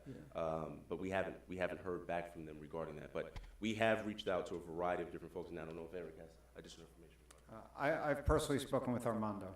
I don't know if he's the gentleman that you're referring to. Okay, 120, I think the addresses are right. I was roaming around out there yesterday and today, and I just want to make sure that we touch bases with them. All right, I'll get back to you. I got more questions. I'm good. I'm good for now. Thank you, Chief. Okay, Dr. Medina, you are up, sir. Good evening to all. Good evening. Thank you so much for the people of Keystone Point. Thank you so much for coming. I really appreciate you being here. And I personally like to apologize for the presence, the extra presence of police and the metal detector. This is the first time I've seen this on our meetings. I don't like intimidation. And I wasn't consulted, so I have no responsibility.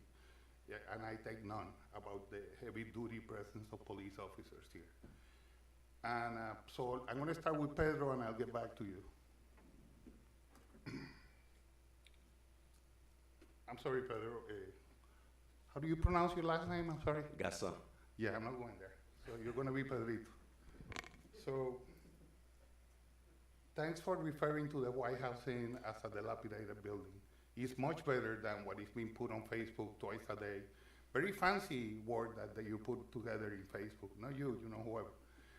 But calling the White House Inn a crack house, you know, it's a prejudiced, racist term that should have never been put there. You know, I was in New York and I deal with drug addicts for 7 years as a counselor for drug addiction in the South Bronx.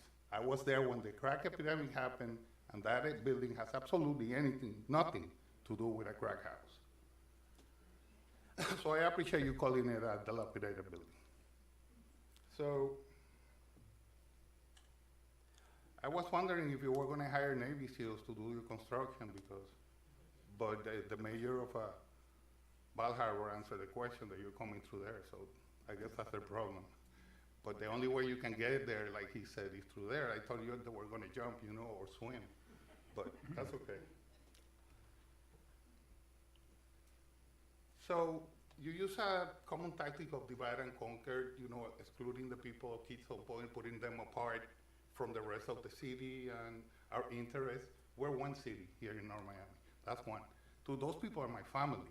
I've seen their kids grow up. I've been to almost all their houses. Armando house, I've been there many times. Hector house, he introduced me to Orthodox Jews from Mexico. You don't know, they almost see me alive. And the Cobruns, they have a beautiful house, and I love their cars. These people are my family. When you try to, you know, separate it from us, you know, I really don't appreciate that. It's very common to use that divide and conquer tactic, but it has backfired, at least on my case, because I know they're kids, and this is my family. You know, I've been there for 5 years. I've been to all the houses. I've been to one Montgomery house 8 times. He never opened the door, but I've been there 8 times. So, you know, I know all her neighbors. I know up and down all Keystone Point. I have walked that neighborhood in 5 years, I don't know how many, hundreds of times. So these are my people. You know, when you refer to them as privilege, you know.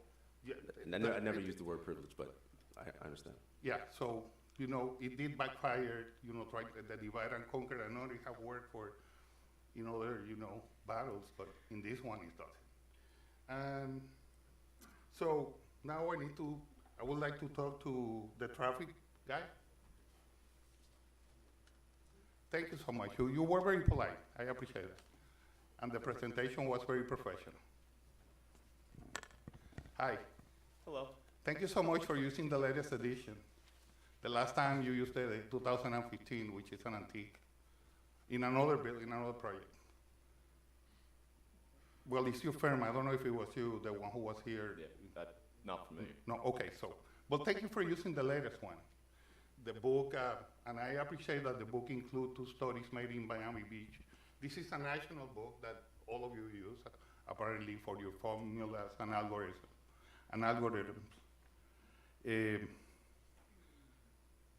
The book was written, the book that you use as a baseline for these studies was just, released a couple of months ago.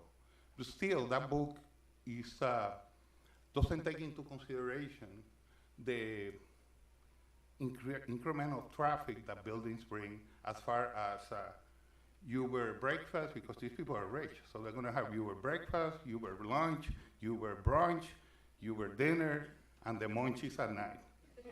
So this is not even addressed on the book. I live in front of a building. The people who used to live in the building 10 years ago are not there anymore because the rent has gone like over $2,000 and they can afford it. The new people that come, my street is empty because they don't have cars, because there are kids that use Uber, and they have Amazon and DHL and U-Haul, and it's in front of my house now. It's like a highway, and they only have 51 units, and so things have changed since the pandemic. They have changed a lot. So the kids now stay home, they can work from home, they order all their food, so this had to be addressed in the future in studies that, pertain of traffic. I go through that intersection a lot, I like to go to the beach, and so my problem with the building is the height. It's just the height. I mean, it's a beautiful building. I personally like Mallorca better, but it's not up to me. My issue is the well-being of the city of North Miami, as far as I can tell, and you are not taking into consideration the quality of life. And quality of life is one of the most important things for the residents of North Miami. And we already are inundated with traffic. I saw your study, thank you so much. Everybody's crossing to by Harbor and they come from there. We don't have any local traffic that I can see significant in there, which is a shortcut. So hopefully, we can start, putting a toll or something for our friends from Bal Harbor, since they have their bridge with their toll, and it's their bridge. He made that very clear. Make sure you put a sidewalk on the new one, please. Thank you. Because I'm on, when I cross a bridge, it's dangerous. Thank you. So, other than that, you did a great job. I'm very proud. Your team is exceptional. What you did in Facebook, as far as that's not anything that I have known of, and I don't recall. Well, you pay for it. I mean, your company, the company you represent. I don't know of anything regarding any advertisements that I have seen regarding any items regarding the crack house. But I don't want to get into that. The one thing I will say, Dr. Medina, and have a lot of respect for you. I agree with the perspective that this is one city, one community. And there are a ton of benefits for this one community, this one city, where everybody can benefit. The quality of life not just addresses traffic, but it addresses whether we're going to have the taxable revenues to improve the sewer infrastructure, to improve the water infrastructure, to improve affordable housing. Those are items that can be addressed with these real dollars from it. But I understand your concern, and I don't want to get into an argument. I just wanted to address that issue with respect to one city, one community, because I agree with that. I think we're just having two different perspectives on it. And, I appreciate you talking to, at least in Central where I was, and I was in Keystone, and I wasn't able to make it to San Souci, but Central wasn't that in favor of the project. There were some people. It really turned me a little bit off when people came and talked in favor of the project when I never seen them in my life. That really is a turn off for me. But you have to do what you have to do. This is a business. I bought and developed property in Oklahoma, so I know how it is. But you're dealing with the most affluent community in North Miami, so good luck. Thank you, Mr. Medina. Everybody's made their summations and done their input. And I want to get back to the question and direct this to staff and everybody think about. We're looking at an existing zoning district that is called R4, and it was done that way to provide a transitory buffer between a residential area and an area with greater height.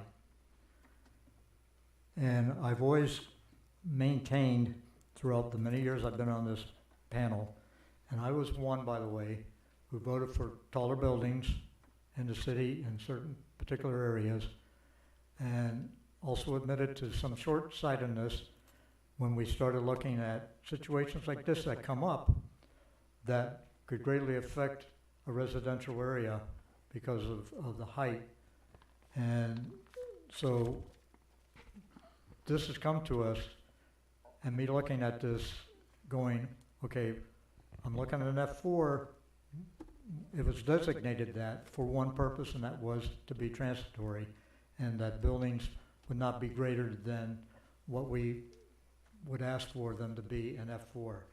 And now staff has come to us with a plan, and the developers have come with a request for us to change that and allow that extension of the BZ zone, which will allow higher buildings over across the street into an area that was transitory. And I have a major problem with that, not because I'm anti-development. I'm fully for development. I love big, tall buildings, and I love some of the buildings that Related has built. That's not the problem.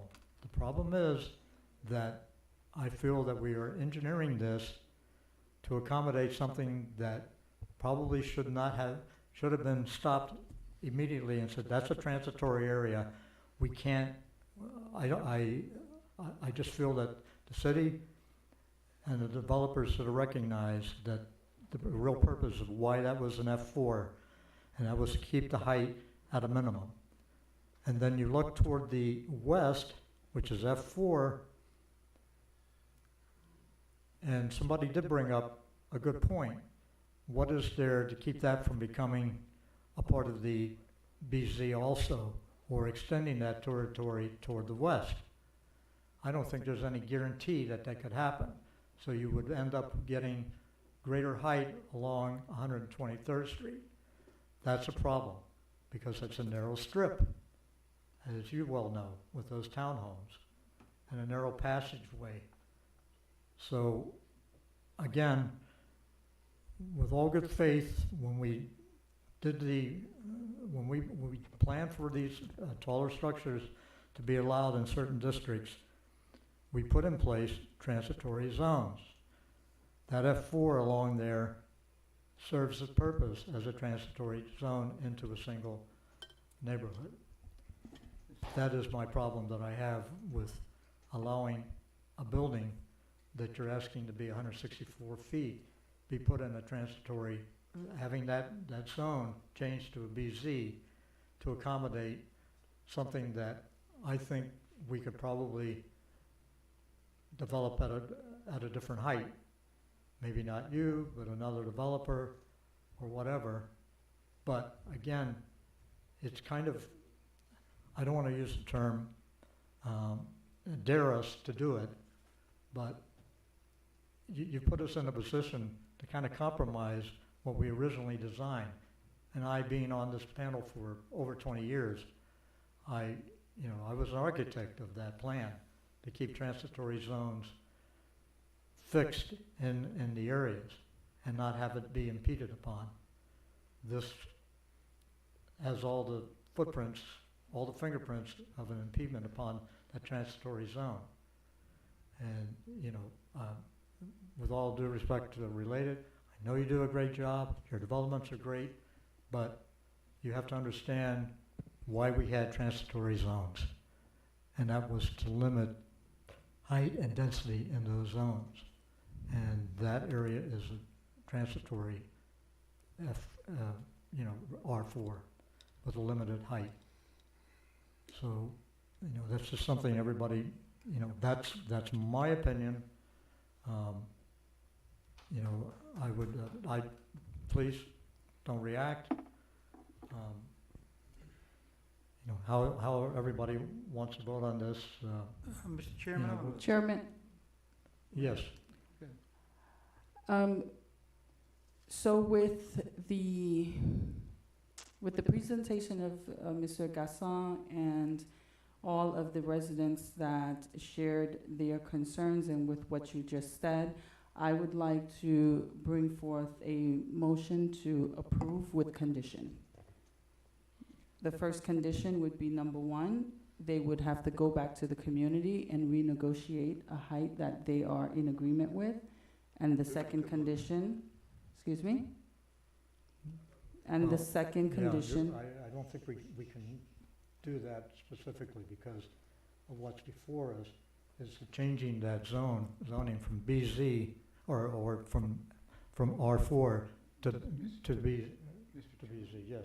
Through you to Debbie, in an earlier conversation you had with Mr. Clark, you said that we could actually give them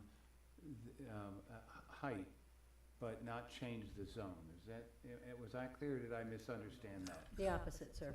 Pardon? The opposite. You could actually change the zoning, but not, approve the not height. approve the height change. Right, so it would So- be at 115. Yeah.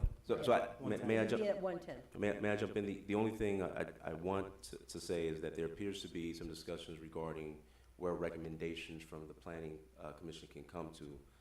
There could be recommendations in the land use item if you want us to engage in further discussions with the neighborhood regarding the height. Those would be recommendations for us to contemplate as part of the process. Now, Well, that would institute us withdrawing a request for that to be changed to a BZ, because then the height restrictions would be what would be required in the F4. So we can't have both. We gotta have either one or the other. Is that correct, staff? Is that what we're discussing here? I mean, we need to get that clear. Okay. If we tell them they can, you know, we love the project, but you have to provide by the regulations that are in effect with F4 and not deal with the BZ question, that's something that we need to know. We need to have clarity on that. Yes, sir. My staff report makes it very clear, sir. You have the option of approval or denial. Again, this is the first item is a legislative item. As I stated at the beginning, it's more policy directed because you are potentially changing existing policy of the height, right? To change the zoning, the land use, if you opt to change the land use and allow them to go to BZ, but you don't approve the height increase, you can do that. Or you can deny them the rezoning and they would have to, you would make a recommendation of denial for the land use change and the rezoning, so they stay low, medium density residential and they stay R4 in the zoning.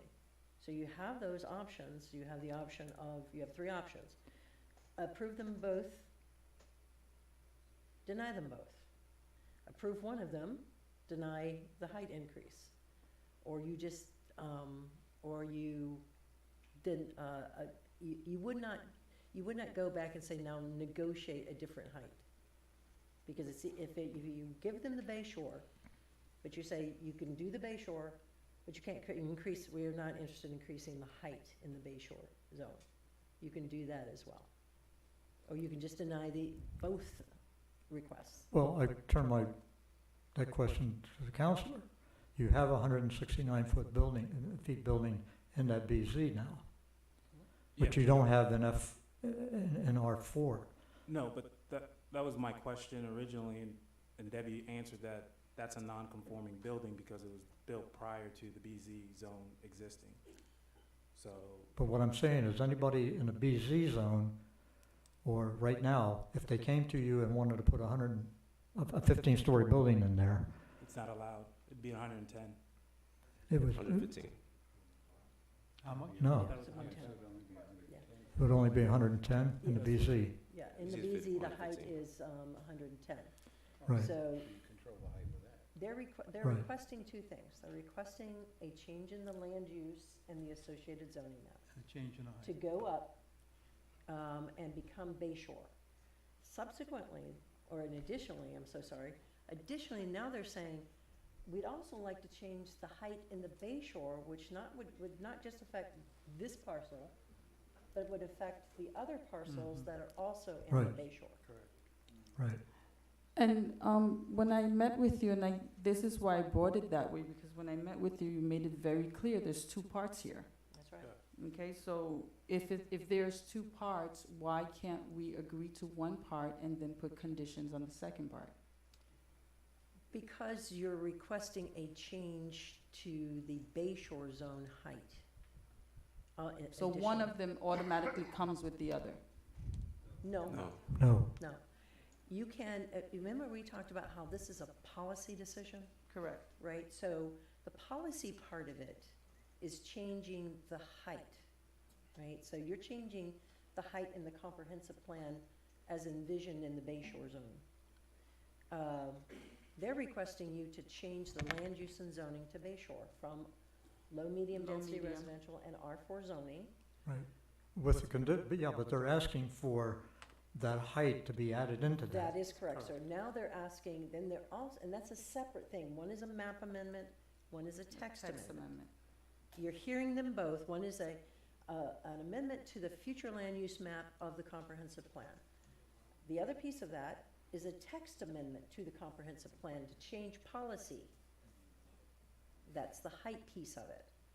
So that's why I started off telling you guys tonight that this piece of it is legislative, and it's more, it addresses policy in the Right. comprehensive plan. But I'm also looking at the long term, and what we determined tonight will go forth for years.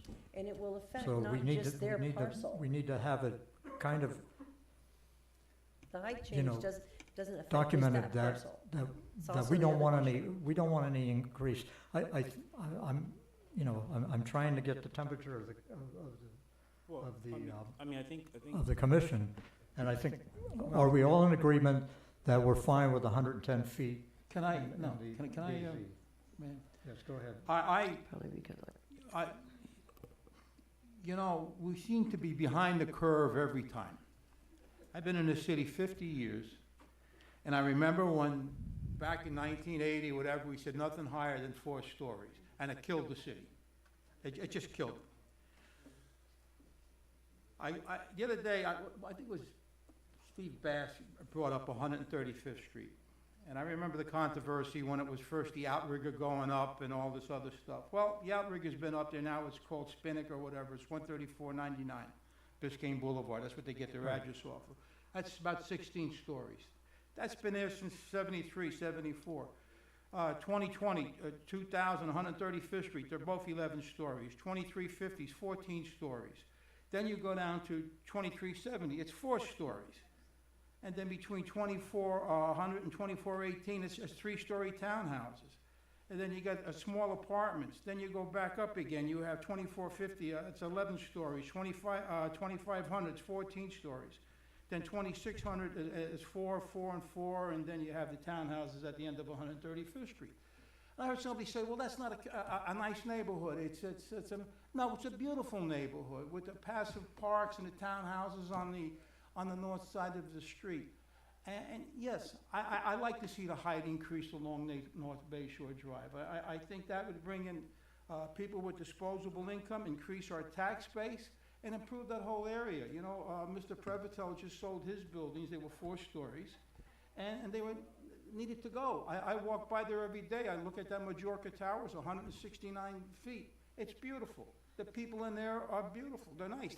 We never had any problems when I was in the police department with those people. And I look over at on San Souci Boulevard. I think it's called Bay Winds. 2000, 2050. There's 2 separate, 2100 and 2150. Those are 16-story buildings, and they were built, I think, back in the 70s.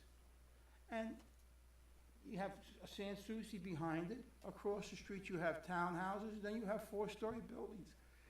You know, you look throughout the county. You go to Broward County, you go, no matter where you go, you see development. We need development, and we need to go higher. And you know what? When you compress like they did over there, They're putting the pool on the roof. You don't have that big footprint. I'm in favor of going higher. I really am. I think it brings much more economy into the city and that whole, and you know, the other thing we were worried about, you're saying, okay, if we go east on 123rd Street, what's to stop these people from asking to change the zoning to also BC? Well, you have a 2-story apartment building over there that's been there, I don't know, 60 years or whatever. And then everything else is townhouses. Then you have another apartment building on the canal, and then you have the shopping plaza in there. And, you know, my estimations go high. You know, you go to you go to Bell Harbor, you go to Surfside, you see high-rise buildings going up. You go up to North Miami Beach, my God, looking over Eastern Shores, you got 2 buildings that are over 30 feet, rather 30 stories in height. And they have a surplus because of that. And we're working on a deficit here. They developed their city up there, and then they got that $1 billion project that's gonna come up on 163rd Street that they're gonna be building high-rises. Folks, it's one of 2 things. We either keep the city the same, look at that crummy motel over there for the next 10 years, or do something. A few years back, Cadillac, I think it was, yeah, Ocean Cadillac came over there and they wanted to develop that site, and they got turned down. And you know, we either move on this, or this project's gonna, that hotel's gonna be there for the next 10, 20 years, and that's an absolute disgrace coming into the city. In fact, when I walk, I used to walk 6, 7 o'clock in the morning and get over there. I used to see the ladies of the night when it was an operation coming in there. It was a dump. All right. I'm sorry, I don't mean to get. No, that's okay, Chief. All right. Mr. Chair. Mr. McDermott. Mr. Chair, if I may make a correction, I misspoke. The height is currently 115 in the BZ. My apologies, sir. Say again. It's currently 115 in the One- BZ. It's in my 115. staff report is correct, I misspoke. 115. 115. I'm just throwing this out because there seems to be a lot of unanswered questions, whether it be, I mean, the related groups are a great group. We love them. They do great work. And there's a lot of questions. I know there's a question as to whether or not they'll negotiate the height. There's questions about how they're going to work out getting together with Bayshore. So perhaps, since we do have a lot of unanswered questions, rather than just deny, perhaps we should table until some of these questions become clear that people are asking. As a suggestion, I'm just throwing that out. Well, I'm not in favor of tabling this. I think we need to get this resolved. We've tabled things before and nothing comes about. And we need to, you know, we need to settle and decide tonight how direction we want to go as a city, how we want to address this, and hopefully let's figure out a way that we can make this project survive and still make the residents happy, and also to make sure that we are consistent with the way that we are changing the heights and the zoning, because of it being R4 now and a transitory thing, which is my big concern, and that we safeguard what we have there now along that strip, that F4, the remaining F4, isn't compromised. R4, forgive me. Yeah. So Chairman, Yes. no, Yeah, Commissioner Clark. I mean, I think we have to look at this globally, and I echo Mr. Each's comments. Is this site has sat here for years with no improvement, and here we have a developer who's come and brought something before the board. I'm not saying it's perfect. I'm not saying let's push it through. What I'm saying is the reality is the way the site is zoned right now is not going to move forward. So clearly, there's something needs to change with the site. If we're not in agreement with what's being brought before us, then let's think about this. The zoning needs to change in order to initiate growth. If we're not happy with the height, then let's vote on if we want to change the zoning. I think that's where it starts. If we change the zoning, it's automatically 115 feet. Now, if we want to then talk about, do we want to push it to 169, which I'll tell you right now, I'm opposed to, then that's a conversation we can have. But I don't think we should table it, because the reality is the site is set here as R4 for over a decade, and nothing has happened to it. Nothing's been done. So something has to change. So I would request that we vote on changing the zoning. Everyone vote yay, nay, whatever it is, and then we move forward. If that passes, then we have the conversation about the 169 feet. It would be And a again, if we plan change- amendment first, and then you can discuss the height under the land use plan application, and then move on to the zoning application. Right, So so Karen, if we, do you wanna make a hold on, motion? yeah, Yeah, that- let me get some clarification here. If you could help me create that motion. Sure. Well, this is on the first item. It's PC 17-47, and you would be moving to approve the change in land use map designations from low medium density residential to Bay Shore zone for the property, correct? For this specific site. And you're also, I think you're bifurcating the item, at least for purposes of a vote. So you're gonna, at least initially, just discuss the map designation. Correct. Okay, so that's your motion? That's my motion. Okay, Second. a motion has been put forth by Mr. Mr. Clark. I don't understand exactly what he's proposing. He's Alright. proposing to, let's just say, bifurcate the item, dealing with the land use map designation first, and then discuss the height, with respect only to PC 17-47. So the first part of his motion is only to change the designation from its existing low-medium density residential to the Bay Shore zone. But that will immediately give them the height. To 115. 115. Right. Yeah, no. Well, that's his motion. That's, Okay. All right, Vote we'll vote on it. Okay, Okay. All right. yeah, and then we can all is there, vote on it. was there a Alright. second? I'm But sorry. let's move it forward. But I have, I need more things before the motion. I mean, the motion was made, and it was second. Okay. But I asked for the chair for the floor, and you said that you wanted some clarification. And in the process There's a of motion on the floor, if you'd like. Yeah, but I asked for the floor, Mr. Chair, and you said that you needed Well- some clarification. Begging your pardon, you know, I asked for the floor, and you said that you were gonna give it to me when you had some clarification. So in the process, he made his motion. So this is a break of rules of order. Mr. Clark, No. would you be, You can have legal- discussion on the motion, if you'd like to make some discussion on the motion, then would you it's like, appropriate at this time. would you allow a discussion on the motion? Yes. Of course. Okay, there's a motion on the floor with a discussion. Mr. Dr. Medina. Mr. Medina, you have the floor. Excuse me? You have the Dr. floor. Medina. Yes, you may. Thank you. You may make your point. So this is very simple. Keystone Point and the residents don't want this project. We cannot complete half of it and raise it to 115. That will not accomplish, this will be against all the discussion of tonight. So regarding the prosperity of the city, we're putting buildings left and right. You know, with 660 units on 126. 12 stories next to my house. But behind Bank of America, 10 stories or something like that. Buildings are coming on 16 and 126, 20 stories. Gwen Margolis, 20 stories. You know, and where are you going to put all this traffic?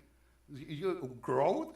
When I moved to this city, we were supposed to have mom and pops and art-related things on 125th. And now also you're going to increase all the heights and zoning of this particular area. You know, and no, the city has grown enough. We're here for quality of life. I strongly disagree with anything that he said. Strongly. You know, I live here 13 years. I live in New York too. You know, I have worked with the homeless. I see what happens when you do this. This is a beautiful city that is about to be ruined, you know, by all this development. When we have a good plan, then we'll talk about it. At this point, it's premature, and it should be denied. At least that's the most expedient way of doing it. They can come back with a better project, but no. Chairman? Yes, the chair recognizes Ms. Blumer. So, Add to the discussion. so Dr. Medina, nothing right here is perfect. This has been 10 years that people have been watching this dilapidated building with prostitution and God knows what else going on in there. Hold on, hold on. The majority of the people here today did not say they don't want it. They said it's too high. I was literally counting how many people said no and how many people said, let's talk about the height. So we have a decade-old issue. As new leaders here, we have an opportunity to bring the change that we want to see. It's not perfect. Nothing is ever going to be perfect. But as leaders, we have a responsibility to move this city forward. Let's meet them halfway, where the people are okay, the developer is okay. We will accept the recommendation. You of will the accept the recommendation of the planning and commission. now if they say they don't want it, that's okay, but at least we did not sit here as leaders and continue to do nothing, which is unacceptable. We're doing something, denying it. Well, we Denying will what- take, we what will take a vote option? on this. There has been a motion presented, we've had our discussion with it. Now, recognizing the motion from Mr. Clark, do I have a second on that motion? I did, I seconded already. Mr. Each seconds the motion. Oh, I'm sorry, Mr. McDermott did second it. Sorry, Mr. Each. You're too- I did, I seconded, yes, Dr. Medina. It was him. I did, I seconded. All right, so we do have a second on it. This is going to be a roll call vote. And the motion, if, Debbie, if you could read back what you just wrote, because I know we had some conditions added to that, is that correct? No. there's no condition. Okay. This is a mistake.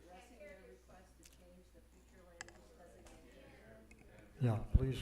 You are, it's a straight thing. You are addressing the motion to change the future land use zoning of the parcel from, according to his motion, from low, medium density residential to Bay Shore zone. Okay. That's Okay, what's on the everybody table right understands now. that? Okay, And that gives them 115. 115, yes, ma'am. all right. So there's the motion. This will be a roll call vote again. Start with Commissioner Bob. Yay. Mr. Bob votes yes. Mr. Clark. Yes. Mr. Clark votes yes. Mr. McDermott. Yes. I'm sorry, Ms. Blumer. Yes. Yes, Mr. McDermott did say yes. Mr. Each? Yes. And Mr. Medina? I don't know who Mr. Medina is. Commissioner Medina?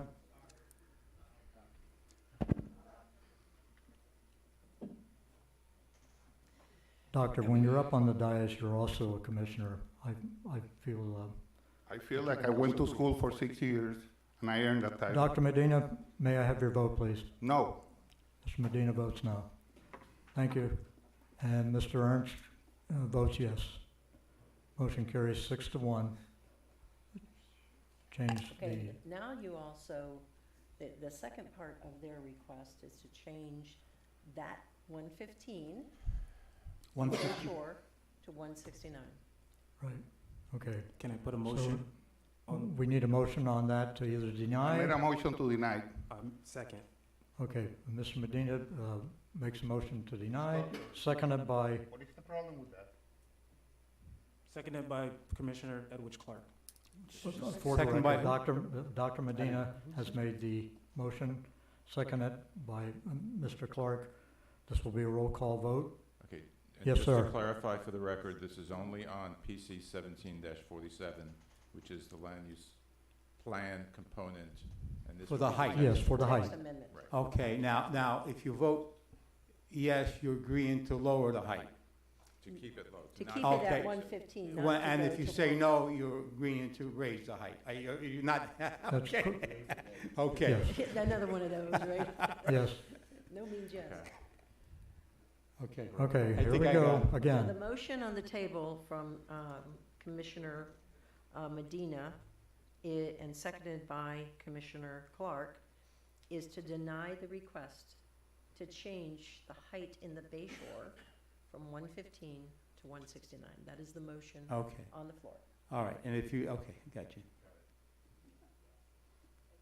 So to make it crystal clear, yes is denied. Correct. That is correct, sir. That's correct, sir. And a Yes no is a no. yes. Yes is a Okay. no. All right, we're voting for, the motion is for denial. Roll call. We begin with Commissioner Bob. Yes. Commissioner Bob is a yes. Commissioner Blenner? Yes. Commissioner Blenner is a yes. Commissioner, yes, I'm sorry. Commissioner Clark? Yes. Commissioner Clark is a yes. Mr. McDermott? Mr. McDermott is a yes. Dr. Medina Yes. is a yes. Commissioner Each? No. Commissioner Each is a no. Commissioner Ernst is a yes. So we have the height settled on and the rezoning. 6 to 1 is the vote. So everybody understands that what was in that F4, even though it was changed to a BZ, the height that is listed there is 115 feet.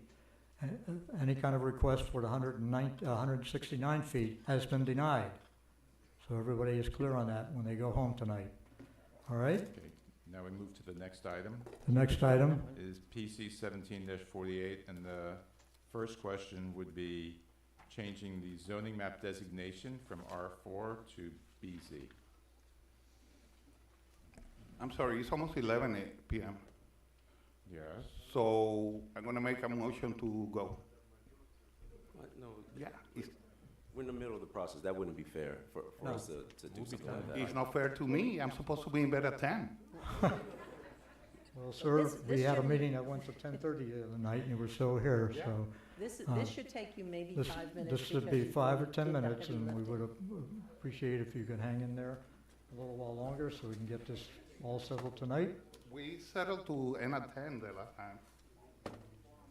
All right, let's go can ahead and, absolutely- you we've can read the item already, so now our vote is Now to, you're just voting on, now you're voting to Yes, change the Mr. Casso. corresponding No, zoning I was map just gonna point out designation. that you have a quorum even with Dr. Medina there or not, so please, just understand, the council is going to make the final decision on this. yes, we have understand two- that. We have 2 council meetings left for the year.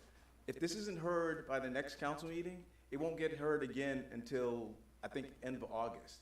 So please, just do your job tonight, please, and let it go to the council so the council can make the final decision. Excuse on me, are this. you accusing me of not doing my job? Sir, I'm sitting here in the audience is listening to you all, and the discussion is not on the item. Exactly. Okay, can we Okay. vote? You need a motion Yes, to change the zoning designation to match the future land use designation. So moved. So right, you're going to change it Yes. from Yeah, I think- we understand R4 that. to BZ. Okay. Did Okay. you just make that motion? Mr. Clark, you gonna make the motion? I'll make the Second it. motion. Okay, and you No, second? no, Second. Okay, For- motion by for the- Clark, second by each. Okay, thank you. Yeah, they didn't hear it, Mike. I'm They sorry. didn't hear it. Mike, Oh. Mike indicates that Yeah, he, the Okay, no, motion no is to- problem. Whatever. Okay, so now you are have you? a motion and a second on the Would you yield floor. to his motion? Oh, of course. Okay, Mr. McDermott's yielding to his motion. They both spoke at the same time, Oh, obviously, okay. so Which one did you Mr. second? Clark will be making the motion. And I heard Mr. Each second. Correct. And Mr. Each, you did second it, okay? This will be a roll call vote To change the designation to match. to change the designation. Commissioner Bob? Yes. Commissioner Bob votes yes. Commissioner Clark? Yes. Yes. Commissioner Blenner? Yes. Commissioner Blenner, yes. Commissioner McDermott? Yes. Commissioner McDermott, yes. Commissioner Each? Yes. Yes. And Commissioner Medina? No. No. Or Commissioner Ernst, yes. Vote carries 6-4, 6-1, 6-1. Okay. So now you To have move. your height change, but you have to remember, now this one, you have to make that same, it has to match the future land use designation, height. Which So is, you've already denied that one, so it should be, you're forced to make that same denial of the Correct. height change. right. I So make that- a motion to deny. And to be clear, this is on PC 17-48, is to deny the application to increase the height in the BZ district from 115 to 169. Seconded. Okay, so Right. that was Dr. Medina made the motion. Yes, Dr. Deny Medina the height has change. made it I mean, to deny the height change. yes. Seconded by Mr. Clark. And it was seconded by, thank you so much. I'll wait for you to finish. I've had a very long day and my brain's Yes. really shutting down. I'll My take, apologies, sir. give you a second to finish your Thank you, sir. handwriting. Okay, so we do Okay. have then a motion and a second to deny the height, and you want that to be a roll call vote? Yeah, absolutely. Roll call vote. Mr. Rob? It's Bob. Yes. Mr. Bob? It's been a long night. That's fine. Yes, yes is a deny. It's to Yes. deny. Mr. Clark? Yes. Yes. Mr. Each? Mr. Each? No. No. Dr. Medina? Yes. Yes. Ms. Palmer? Yes. Yes. And Mr. McDermott? Yes. Yes. And Commissioner Ernst? Yes. Okay, thank you so much. You have your, the same 6-1 denial of the height change for the BZ zone. Thank you for your All right. time. Thank you very much. everyone. Thank you. Appreciate it. Thank you. Mr. Clark, you're like Henry Clay, the great compromiser.